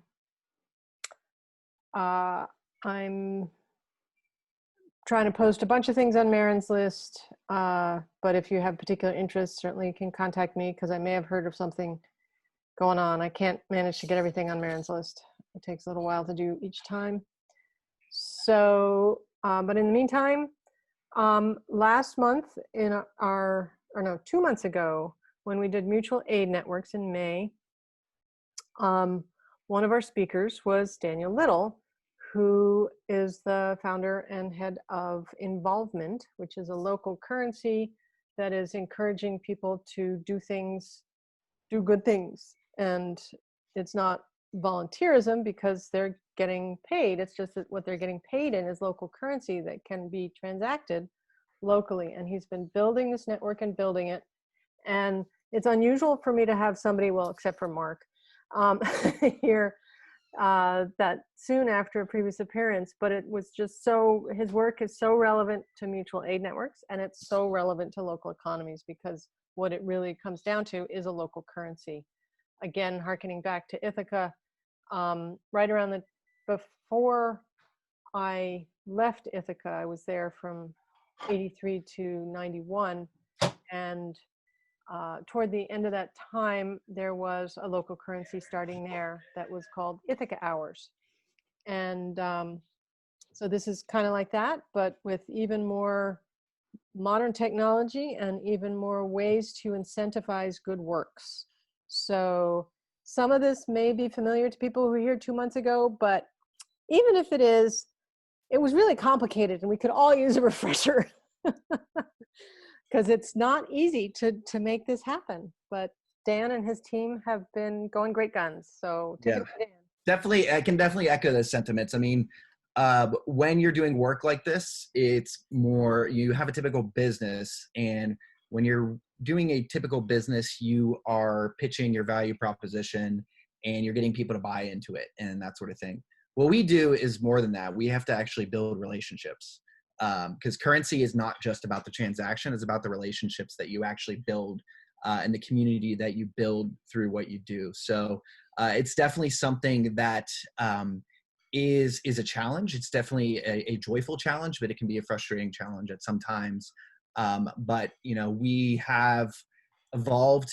We've been probably in operation for about I'd say 5 years now. Was when we started officially in 2015. But we went through many incarnations, and now we fully evolved to a community wealth building centralized, fully liquid local currency. And that's where our current efforts are concentrated. So I guess what I want to do, well, first of all, besides, you know, thanking Marin for letting me present, just kind of do a quick introduction to myself. And I think also a little bit of background. I think last presentation, we focused more on sort of the mutual aid aspect that we are kind of working on in Braddock, but we're kind of transitioning more into food insecurity in Braddock as well. But this, I wanted to focus on a little bit more of the precedent behind what we're doing and sort of the programs that are doing or have done similar things to us and the vision of how we want to kind of emulate those programs. In addition to kind of revisiting some of the work that we're doing in Hazelwood right now and how we're looking to scale in Hazelwood. So in case you guys don't know, my name is Daniel Little. I am the Executive Director of Involvement, and we build local currency systems in under-resourced communities to empower residents, community members, and basically people who are lacking resources to affect positive change in the community. And what we're creating and what we're building, which is going to be in beta in August, is a community exchange network. So it's more than just a currency. It's actually a whole platform that allows people to communicate and allows people to build both regular currency and social currency within the community. And I'll explain a little bit about that later.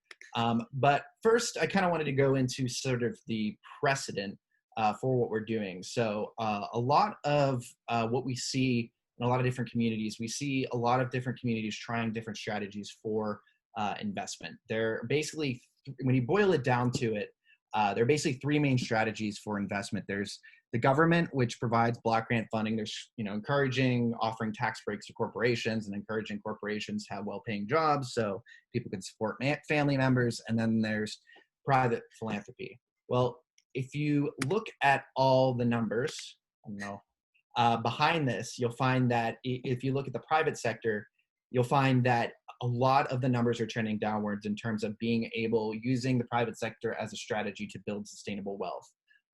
If you look at AI and you look at just the fact that a lot of corporations are externalizing their expenses and starting to automate work and all these other factors that are converging, you're seeing that Americans are losing out and they're getting less and less money. Real wage growth has been dropping since 2015. And we actually work longer hours for lower wages now than we did in 1979. So it's a downward trajectory, and it doesn't look like that trend is going to be changing anytime soon. If you look at private philanthropy, you'll find that the majority of giving is individual giving.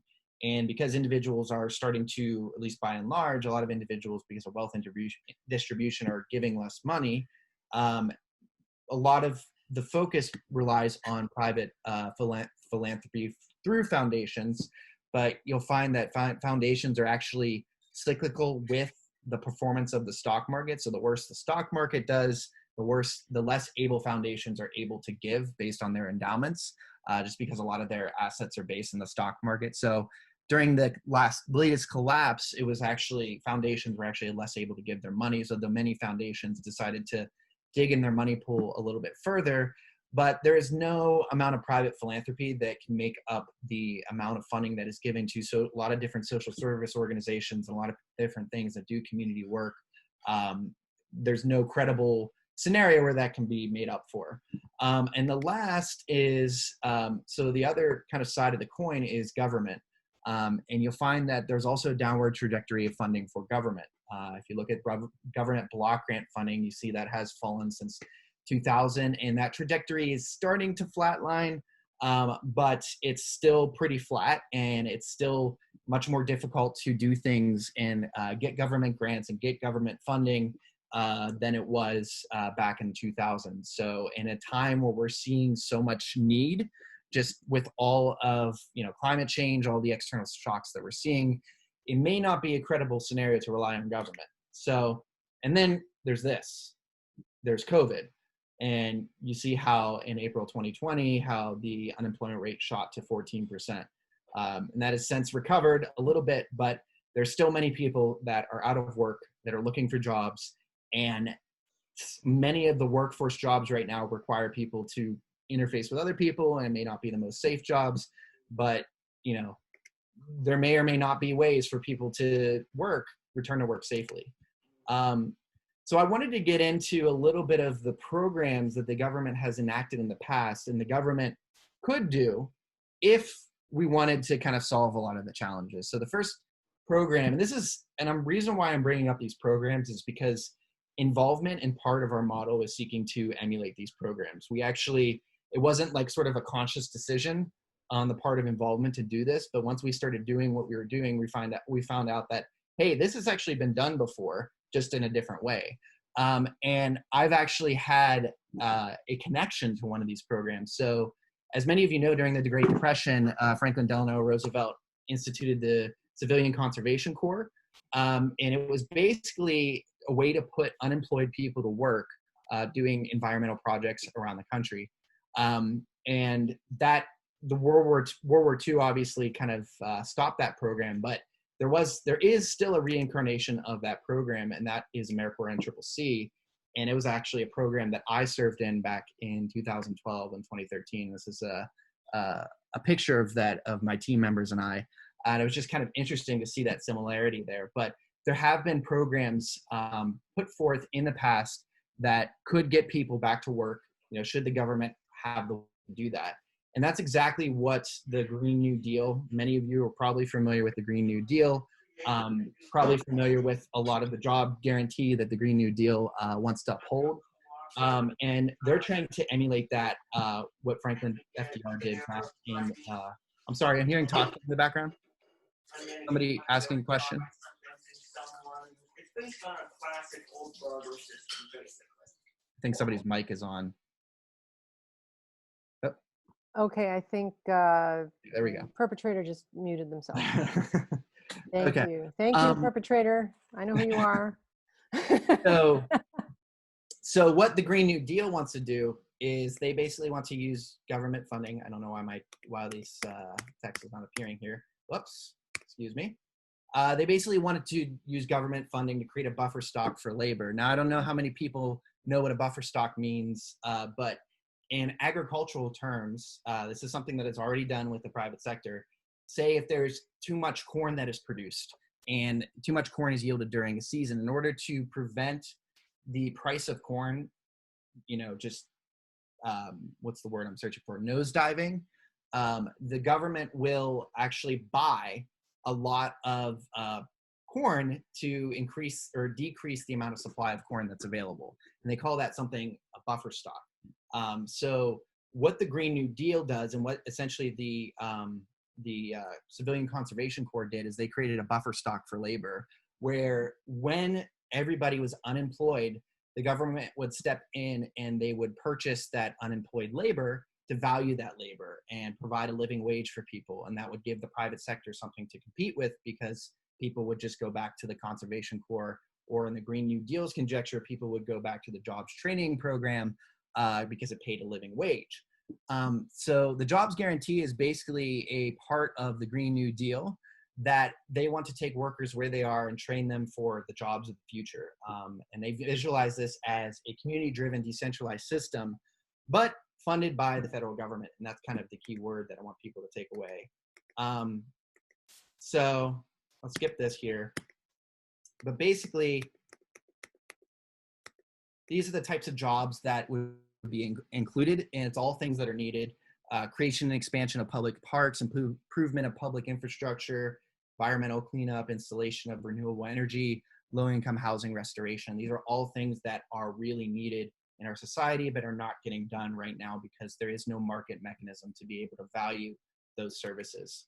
But I'll go back to this chart, and as many of you know, there is a current stalemate, stagnation, to say the least, within our kind of federal, the way our federal government is currently set up and the amount of just the power dynamics that exist in our federal government.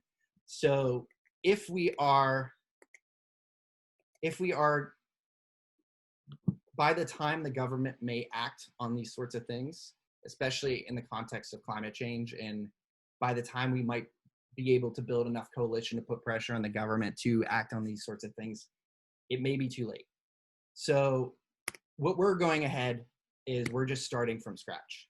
We're starting here, we're starting now, and we want to move forward with, you know, the Green New Deal, but on a much, much, much, much smaller scale, and with the intent to kind of influence from the grassroots and influence people to start doing the work that we need to do right here, right now.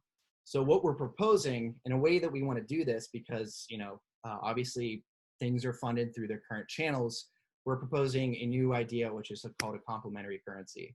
So what we are doing is essentially, we've created a website, a web app, and a community exchange network for people to find community positions to join. And these positions are all related to those positions that I talked about within the Green New Deal. Positions related to restoring the environment, positions related to food insecurity. And we're actually paying people in a wage of local currency as opposed to our US government currency. And I'll explain a little bit about how that works currently.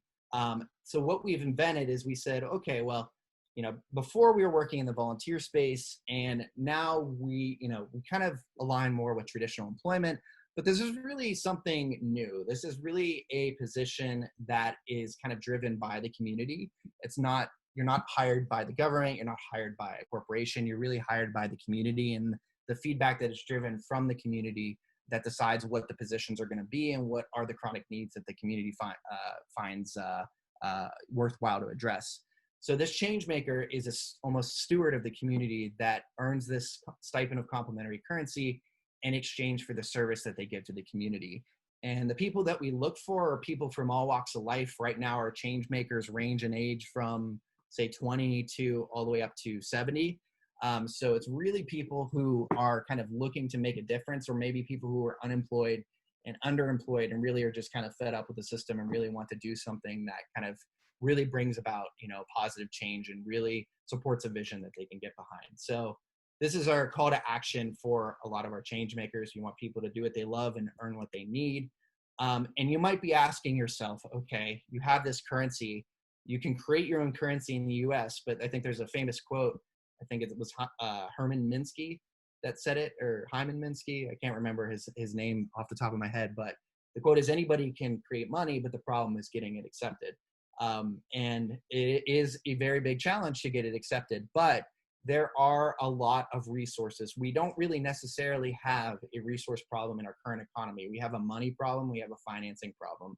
There are plenty of resources that exist right here in our own neighborhoods, both through human capital, people who are unemployed, or people just latent resources, vacant land, just sitting around waiting to be used. So we want to find those resources and activate those resources and value them using the complementary currency in order to directly influence the labor force to move towards sectors that the community agrees that, you know, these things need to be addressed. So this is the way the time credit currency system works as currently incarnated on our app. So basically somebody will give their time and service, sign up for a position, and log their hours by using the app to generate some sort of content and data around the work that they're doing. And this content and data, I'll go into that a little bit more, And then they can spend these credits either with other people who are on the application. Some people may be change makers, some may not, but some people may join and just have things to offer or think and engage in reciprocal exchanges with other people. And then other people may support, local businesses by spending their credits with those local businesses. And we actually work with these local businesses, develop local supply chains so they can then spend their credits with other businesses and other business partners.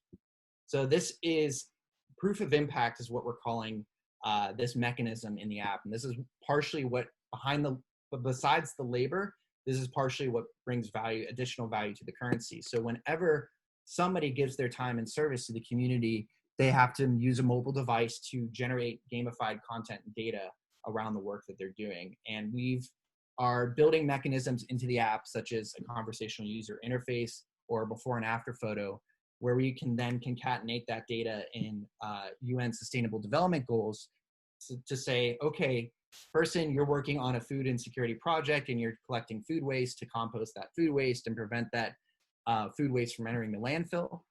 Approximately how many pounds of food waste did you capture, did you collect? We can then use the poundage to do a carbon estimate for how many carbon emissions, methane emissions or carbon CO2 equivalent have been actually sequestered, as opposed to letting them sit and rot in the landfill and having that off gas into the atmosphere. So that's kind of an example of people doing on the ground things where they can actually track the impact that they're directly having serving in that community on a small scale, but over time that actually builds up. And so what the app essentially becomes is it becomes a gamified data tracking app for a lot of different communities, government, intermediaries looking for a way to benchmark projects in achieving sustainable development goals within their community. So a lot of that content and data that's registered, a lot of different people who are seeding projects, a lot of the communities or a lot of the different government entities can have access to that data to be able to see that impact. So there are a couple of different things that I mentioned during this presentation. I just want to go over some terminology here. Basically, this is some terminology that we've used in the past so if I ever say serve partner or change maker, basically serve partner is basically representing nonprofit organizations. Change makers are representing individuals giving their time to the community, and recipients are basically those we are serving in the community. So this is how people can get involved. Basically, there are two ways for people to get involved. People can either sign up to become a change maker, and they can also, and by the way, all these different ways of getting involved, anybody can be a change maker, anybody can also host a business on the app, or anybody can make an offer or request a need on the app. And this diagram kind of shows that. So moving on. So I want to go into revisit a little bit of the specifics about the work that we're doing in the community. So last time I went over both Hilltop Urban Farm and the Food Security Refresh project that we're doing. And I also went over the COVID-19 relief project that we're doing in Braddock. So I wanted to get an update give an update on the Food Security Refresh project. So when I talk about activating or valuing underutilized assets, one of the things that the Food Security Refresh project that we're doing, which is the whole mission of that, is to basically make the food that Hazelwood consumes produced in Hazelwood. One of the goals of that is to find underutilized assets, or in this case, waste, that we can take and turn into an asset. So that's exactly what we're doing with Food Security Refreshed right now, is that we're actually collecting people's food waste and actually turning that food into fresh and healthy compost. And then we're engaging in other partners to turn that compost into soil, which we can then use to grow food. And then that whole cycle repeats into sort of a regenerative circular economy, which the currency can facilitate. So obviously this is a wealth building principle where you take waste and you're actually generating food and growth, and that brings value to the community. And that's how the local currency brings wealth to the community. This is a picture of some of our change makers back in March, serving on our compost heaps. We do a grid composting process where we turn the compost every 2 days. Compost gets up to over 130 degrees Fahrenheit. As you can see here, This is right before COVID hit when we first started the project, so we weren't wearing our masks at this point. But you can see here the heaping pile. That steaming pile is really good because that means that there's a bacteria in there, actinomycetes, that's actually digesting the food waste at a temperature that kills off all of the bad bacteria, and it's good for compost. Now where we're transitioning to is we're actually going to be increasing the amount of change makers in Hazel. We're going to be doubling the amount of change makers, and we're actually starting to both do composting, but then move into food production. So we just got a vacant lot in Hazelwood. This is some of the photos of our vacant lot. We're going to be starting within 2 weeks to start, clearing the vacant lot. We're going to be using all of the vegetation that we clear to actually compost and actually use that vegetation to create compost so it's not going to waste. And then we're going to be building a composting site. And these are some of our change makers and our partners that are with us at the site. And we've also developed strategic partnerships with City of Pittsburgh, Grow Pittsburgh, and Grounded Strategies to do this. Just a little bit about the size of the lot. So we've got a lot of land there, and we're only using a certain amount for composting, so we can scale if we want to. So basically the goal with this project is, to continue the circle. So in this phase, we want to start actually growing food, and we want to continue this in a year-round effort. So a lot of our mission becomes building out these kind of currency circuits that these change makers are earning so that we can spend on things that can actually build resources in the community, whether it's, working with a local retailer to install a greenhouse on the property or a heated greenhouse on the property, or whether it's working with suppliers to build Johnson Sioux reactors, which are a type of compost reactor, bioreactor that can actually compost food, and that process contained and kind of make it a lot less labor intensive than our current processes. And that's where the challenge begins. But as I go back to this brochure, we already have businesses who are accepting credits in the community, namely Dillamato's Market is actually accepting credits for groceries. So change makers have been actually spending their credits there very, very fast. Their budget gets eaten up of credits very quickly. And we're also working on a number of different partnerships in Hazelwood, and we're hoping to expand the network out as well. So the app, if you go on our website, you can see our app. It's right now, the app that we're using is kind of left over from a previous incarnation of involvement. We're looking to get the new app in beta in August, which means that people will be testing it on the ground, like our change makers will be on the ground. But the interim, the current app is completely operational, and people are doing their exchanges on the app. And I encourage people, move beyond there. So I encourage people, if anybody is interested in becoming part of our network, either as a change maker or as an individual who's looking to offer services or looking to post a need for services, I encourage you to email me at info@involvement.io for an invite. And then also to kind of stay updated on our progress in the community, we have a Facebook group that is geared towards just general involvement in and around Pittsburgh, but we post a lot of our updates about our change makers and the work that we're doing in Hazelwood and Braddock in this group. So I encourage you to join on Facebook to keep it in the loop, and many of our additional change maker opportunities will come through there. And obviously we also have social media channels that you can get involved in and get plugged into to continually follow our story and our progress. So yes, now's the time to open up for questions. Thanks, Dan, very much again. And Alyssa is asking for you to put the contact links in the chat. So when you get a chance, that would be super handy. Gotcha. Doing that now. Yeah, it's info, what is it? Info at Involvement is spelled with M-I-N-T, just like mint plant, not M-E-N-T. Great. Yeah, perfect. Like mint the plant, but also like minting Mint the currency. coin. It is a pun, yes. That's yeah.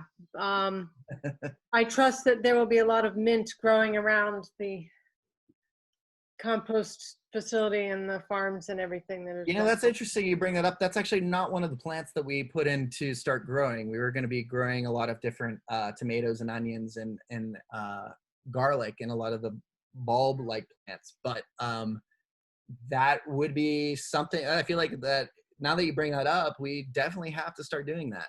Yeah, well, I have a bunch. And it is invasive. Somebody says it's an invasive plant. We'd have to do it in our greenhouse. There it is. You could, well, if you put it in a place where, like next to a sidewalk kind of thing, that will stop it in that direction. So if it's contained, but it's wonderful to have, nice to be around. It's useful and tasty and fragrant. So I have lots. I have probably 8 kinds of mint, and that's all things that we have as opposed to catnip. Dan. Most herbs are. Yes. Oh, sorry, Maren. Are you still talking? It's hard to, you softened up. I heard mint. Lots of mint. You have lots of mint. I have lots of mint and lots of kinds of mint. Let me put Margaret asks, have you been successful in collecting the leftover food from the 412 drop-off at the church in Hazelwood?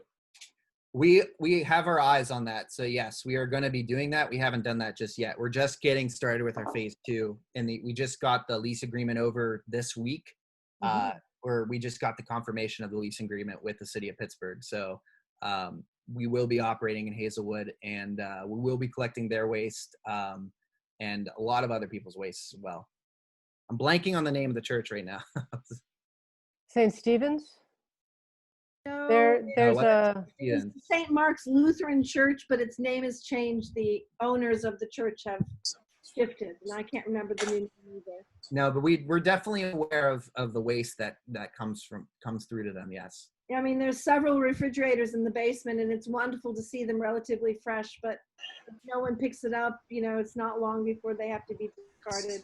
Mm-hmm. So what's happening to that refuse now? Is it ending up in that dumpster behind the church? I don't know. You'd probably have to ask them. I'd imagine it would be. Okay, because I know Jim McHugh's been worried. We've both been worried, you know, about this for quite a while. Mm-hmm. So it's not ending up either at the YMCA food gardens No, but it will be soon. Well, it won't be ending up at the YMCA, but we will be taking care of that food waste pretty soon with our composting efforts. Okay. And is there going to be a local compost in Hazelwood? I mean, have you got plans for that? Yeah, that's the site. So we got the site along the Sylvan Avenue corridor. Okay. So we're actually going to be hot composting directly on site. And you have a kind of construction plan for that hot composter? I wouldn't say construction, but that's a little bit more intensive of labor that we're going to be we would be looking to use, but we are going to be implementing. We're going to be preparing the site to a degree so that we can start doing our hot composting process there. I've seen a lot of good plans on really having a very organized kind of compost structure. Mm-hmm. Yeah. And you've been looking at them, you've been researching them too? Yes. Yeah, we've been researching. One of the things that we want to build are a gravity Johnson Sioux composter. So we're going to actually be testing out, along with our grid mechanism, we're also going to be testing out those reactors as well. Okay. Nice.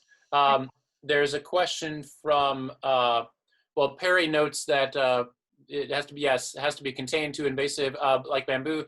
Neighbor has lots of that. Is there a value or a need? Is that about, was that I think he's talking, Perry has a neighbor with a lot of bamboo. Those who are on this Zoom session at the very beginning saw some of that bamboo holding up in little tripods, holding up the over banner in Beaver. But there is more bamboo to be had if people need bamboo. We're talking big, hefty, beautiful bamboo. Nice. Okay, great. Is that so? Wait, if I could just answer that question, are you trying to articulate at some resource that you have to offer, or what is the question around the bamboo? That's a good question. Perry, if you want to unmute yourself. Yes. Yes. Yeah, that was the question. The neighbor wants to get rid of it. There's a lot of it. It's a bit labor intensive, but there's people interested in doing that. And she's willing to also pay some help. The big issue is, you know, who wants it, where to go with it. It'd be nice if there were some value could be attached to it somehow, for some sort of exchange. I hear, my question. Perry, there might be an election in November if we're lucky, and there might be a lot of protesting that happens around it. I wonder if that would be legal protesting sign holders. Yeah, Maren, I think you have some ideas for that. Yes, yeah, and I've used a bunch of it.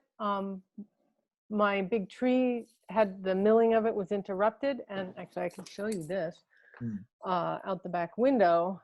The tree was taken down, and we were milling it, but something went wrong with the milling, and so the bamboo is holding up a bunch of tarps, so that the wood is the open cut face is shaded, but not with a tarp directly, because that would cause it to be wet and be bad. So that used, I think, 17 pieces of the bamboo, Perry.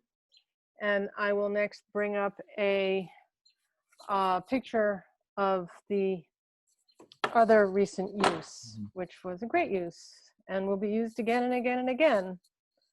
The only thing that I would probably say is, like, it would be something like if you wanted a request for someone to kind of come and get the bamboo to get it off your property, that's certainly a request that you could put in. Right now we're using Google Groups as sort of a stopgap measure before we implement the new app. So you can certainly post a request in Google Groups, or you can offer the bamboo as a supply and see if somebody wants to pay you for it. But the trick is, the thing that's unique about our system is that the change makers are the ones that earn the currency first.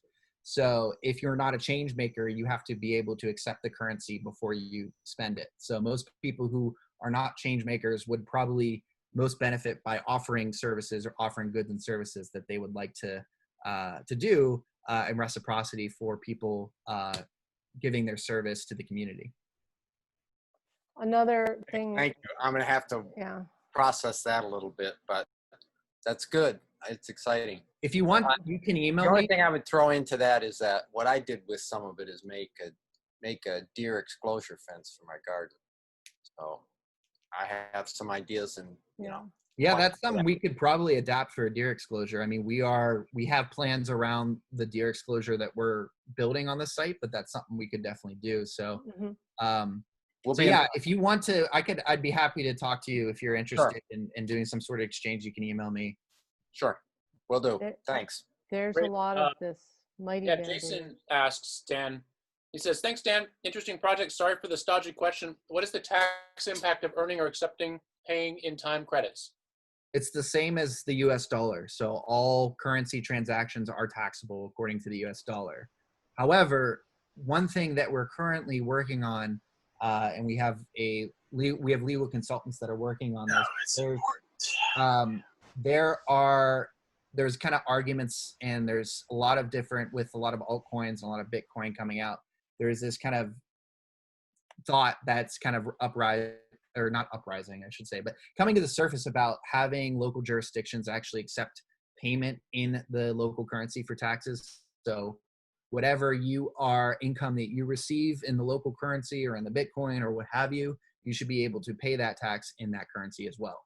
But right now, the IRS doesn't honor that. You still have to pay it in US dollars, but the value of the credits, it's 1-to-1. So one credit equals $1, and you're taxed on that just like you would be with US dollars. No way of getting around that. And sorry I didn't mean to interrupt your train of thought, but this is one of the other uses that some of Perry's neighbors' bamboo was put to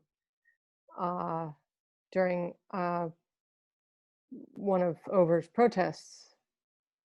So it's looking good. It's been useful. Thank you so much, Perry. And actually, on the theory that it will be used for garden, also for garden structures, one of the things I was talking about inputting into the community efforts is tomatoes. This is a part of today's harvest, not all of it. And my tomatoes are really starting to ramp up. And so I will have tomatoes to infuse into the local food system. Maren, if you can let me share for a second, I can show you a picture of the, you can. of the garden fence. Yes, you Let me can try. share. You should be able to.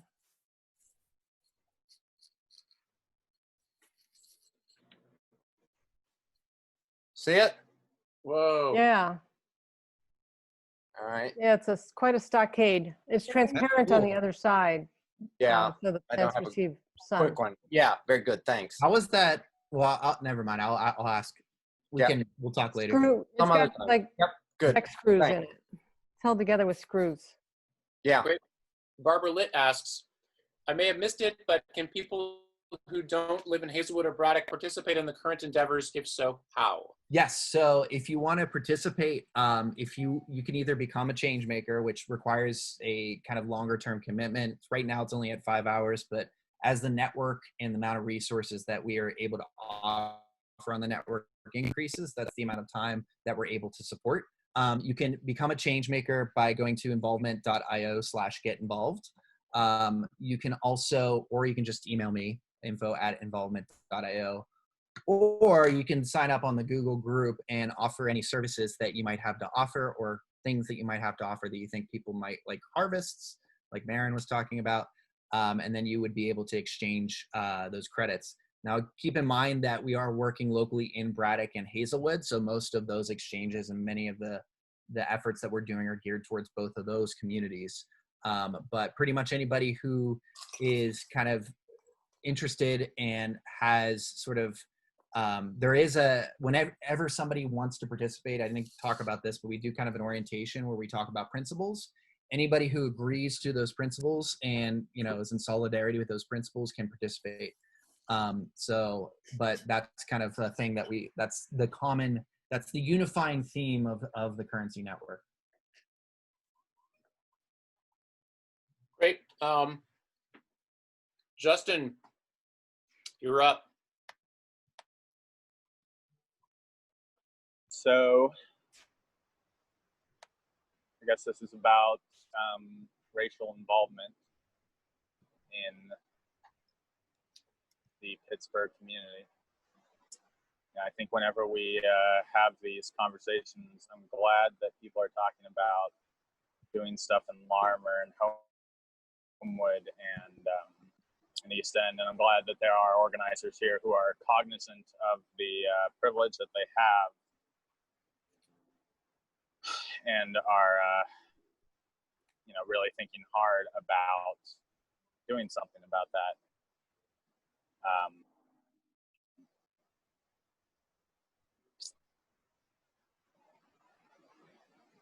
I don't think Dan is one of those people. Dan has supported some white female friends that have done some actually really terrifying things to a person of color in the community, and I believe Dan has done that himself. I can try to substantiate that. I have no idea what you're talking about right now. But if this is a personal issue that you'd like to talk about, might be better done offline. Yeah, it might be better done off this conversation. I literally want to make sure that it's brought up. I think, Dan, that you did some things that are Justin, I recommend taking this offline. Yep. This isn't the forum to do that. Fair enough, but I want to point out. No, I think you should take Justin. Put this out there, should. and that I'm making sure that my voice is heard on this.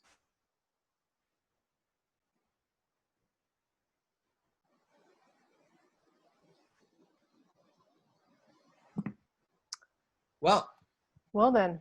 I don't know what that was about, but I'm sorry about that. That's a great response, Dan. It's possible also, Justin, for people to do something and not realize that they did something, but It this can is definitely not be the saved place, for later. Justin. Yes, yeah, I think this is not a suitable place to bring that up from scratch. So It's not the place for quasi-judicial activities when there's no evidence being presented. yeah, and we don't have time for that whole thing. So let's take that offline, if you would be so kind. Yeah.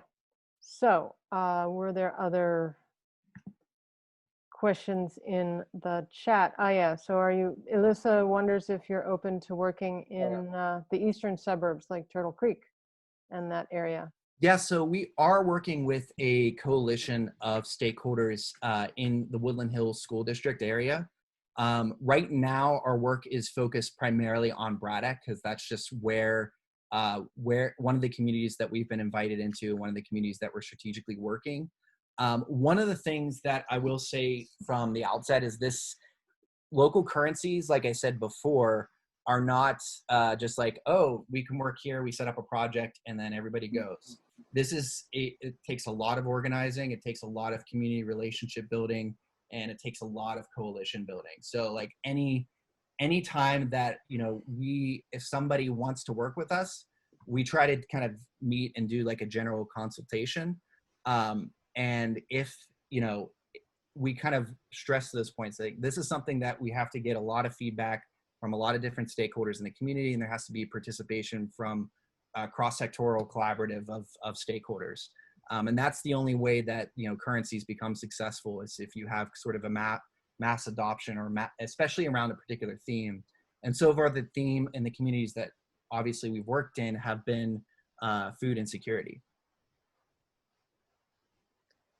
I think it is significant in that Dan just said, a community that we've been invited into. And I'm not contrasting that to Turtle Creek at all. Alyssa, perhaps you're talking about inviting the project to work in Turtle Creek, but there's an outdated paradigm of people who have time and resources waltzing into an underserved community and saying, we're going to do this project and fix your community, but you really do need to spend the time to work on those relationships. And it's more than just buy-in, community buy-in, but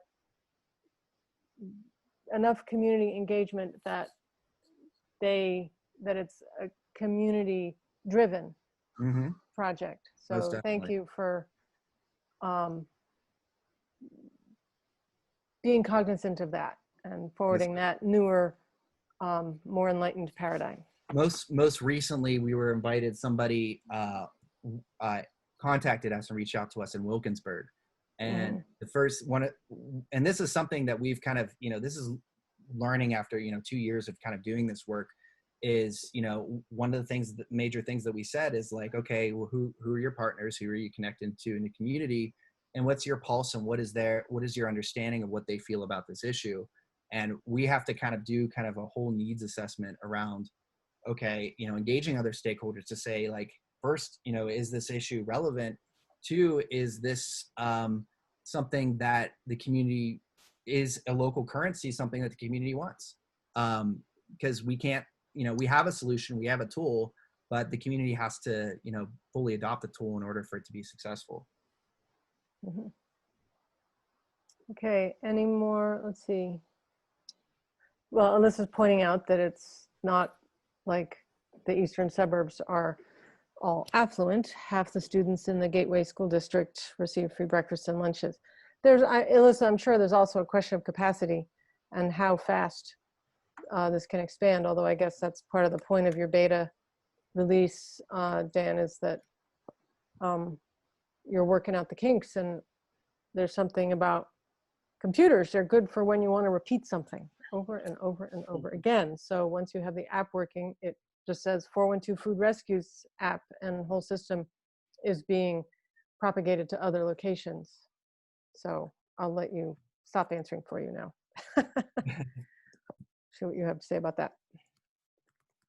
Can you repeat the question? Sorry, I was responding to a private message. Sorry. Alyssa just pointed out half the students in the Gateway School District in Monroeville, which is in the Turtle Creek watershed, receive free breakfasts and lunches. So it's not all affluent suburbs. It's mixed. Yeah, I mean, it doesn't, and it doesn't have to necessarily be, I mean, a lot of our work focuses in on under-resourced communities, but it doesn't have to be exclusively under-resourced communities. I mean, there's a lot of work to be done with everyone everywhere. There's no shortage of work that we have to do in order to improve our communities. So yeah, I mean, it really just depends on, what the needs of the communities are and what challenges they want to tackle. Dan, I'm curious, what do you feel like the breakdown is of work at involvement between project management and like economics management? Project management is definitely takes up a majority of what we do. I would say it's like close to 95% of what we do. Oh, wow. Yeah. Yeah. So economics management, I mean, that stuff, building the technology and building like the app and the automated kind of connections between resources and needs, that stuff is, I mean, it's not easy, but once you have it in place, it's like, okay, that's great. But community organizing is not, it takes up the majority, and certainly the app makes it easier. And it definitely makes it more accessible. And it makes it more kind of, it makes the maintenance of it a lot easier, but the build up until you get to that point where you have this kind of mass adoption is much more difficult, and definitely can't be done through a technology. Yeah. Are you expecting certain dynamics to play out when people start using that app at scale, kind of as you talk about? Do you think that will kind of make quicker or more convenient or more effective sort of the community organizational side? Like, will there be community organizational things that you have to do manually now because there's no app for that will be kind of automated in an organic, helpful way by your app? Or do you feel like it's just going to, like, they're going to work together, but it's not going to subsume parts of that community organizational?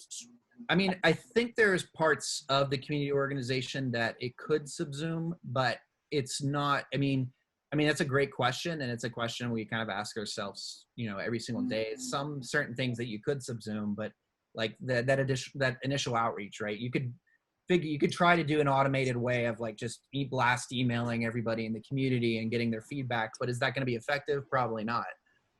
So there are certain things that, can be subsumed, which mostly deal along with the management of the currency and just all of the sort of making things kind of sustainable, and things that are anything that is kind of repeated in a circular fashion that has to be repeated over again. We try to kind of automate, but everything else, there's some things that you just can't do that are through tech. Yeah. I figured you've become an expert in what you could and couldn't do through tech because of your being right in that vertex there. Cool. Mm-hmm. Growing tomatoes. Woo! Not through tech. Yeah, there's not an app for that, but you can find apps that will help you. There actually are robots that do that, though. Oh, They don't grow this many different kinds of tomatoes. They can, if you program it. Couldn't happen. But it might not be as joyful. Mm. Yeah, made with a little less love. Yeah. Or zero. A little robot love. I don't know what that is. Okay. Great. Well, is that it on the? Yeah, I think so. I don't see any new questions. Okay. Well, if this were a normal salon, we would now break for dinner. I hope all of you have kept yourself fed and hydrated. Daniel, thank you so much. This was amazing. This is sort of carrying forth into the local currency idea, carried forth into the 21st century. And you have so many parts of it. That's what I was talking about. If anybody didn't believe me that this was a complicated system, I trust everyone agrees. So thanks for, I mean, you conceived of this many years ago and have really worked hard to implement it and addressing all of the tricky bits. There's so many tricky bits. So thank you for that work, and thank you for coming and sharing it with us. Oh, you're welcome. Thanks. Thank you so much for having me. Yeah, thanks, Dan. I just want to second that notion that you've been such a stick-to-it guy on this for so many years that I'm really, yeah, I'm so happy for you at the progress that you've made, and happy with you, I guess. I don't know. It's just like, way to go. Way to stick with a hard thing that's complicated and nuanced and involved. Hoping that it continues to grow and blossom in ways that we have yet to foresee. Mint in the bottom of my tea. Woo. Thanks. Yeah, it definitely isn't easy work, but it's very joyful work. Great. Marion, it's all you. Okay, well, that's it for our scheduled speakers.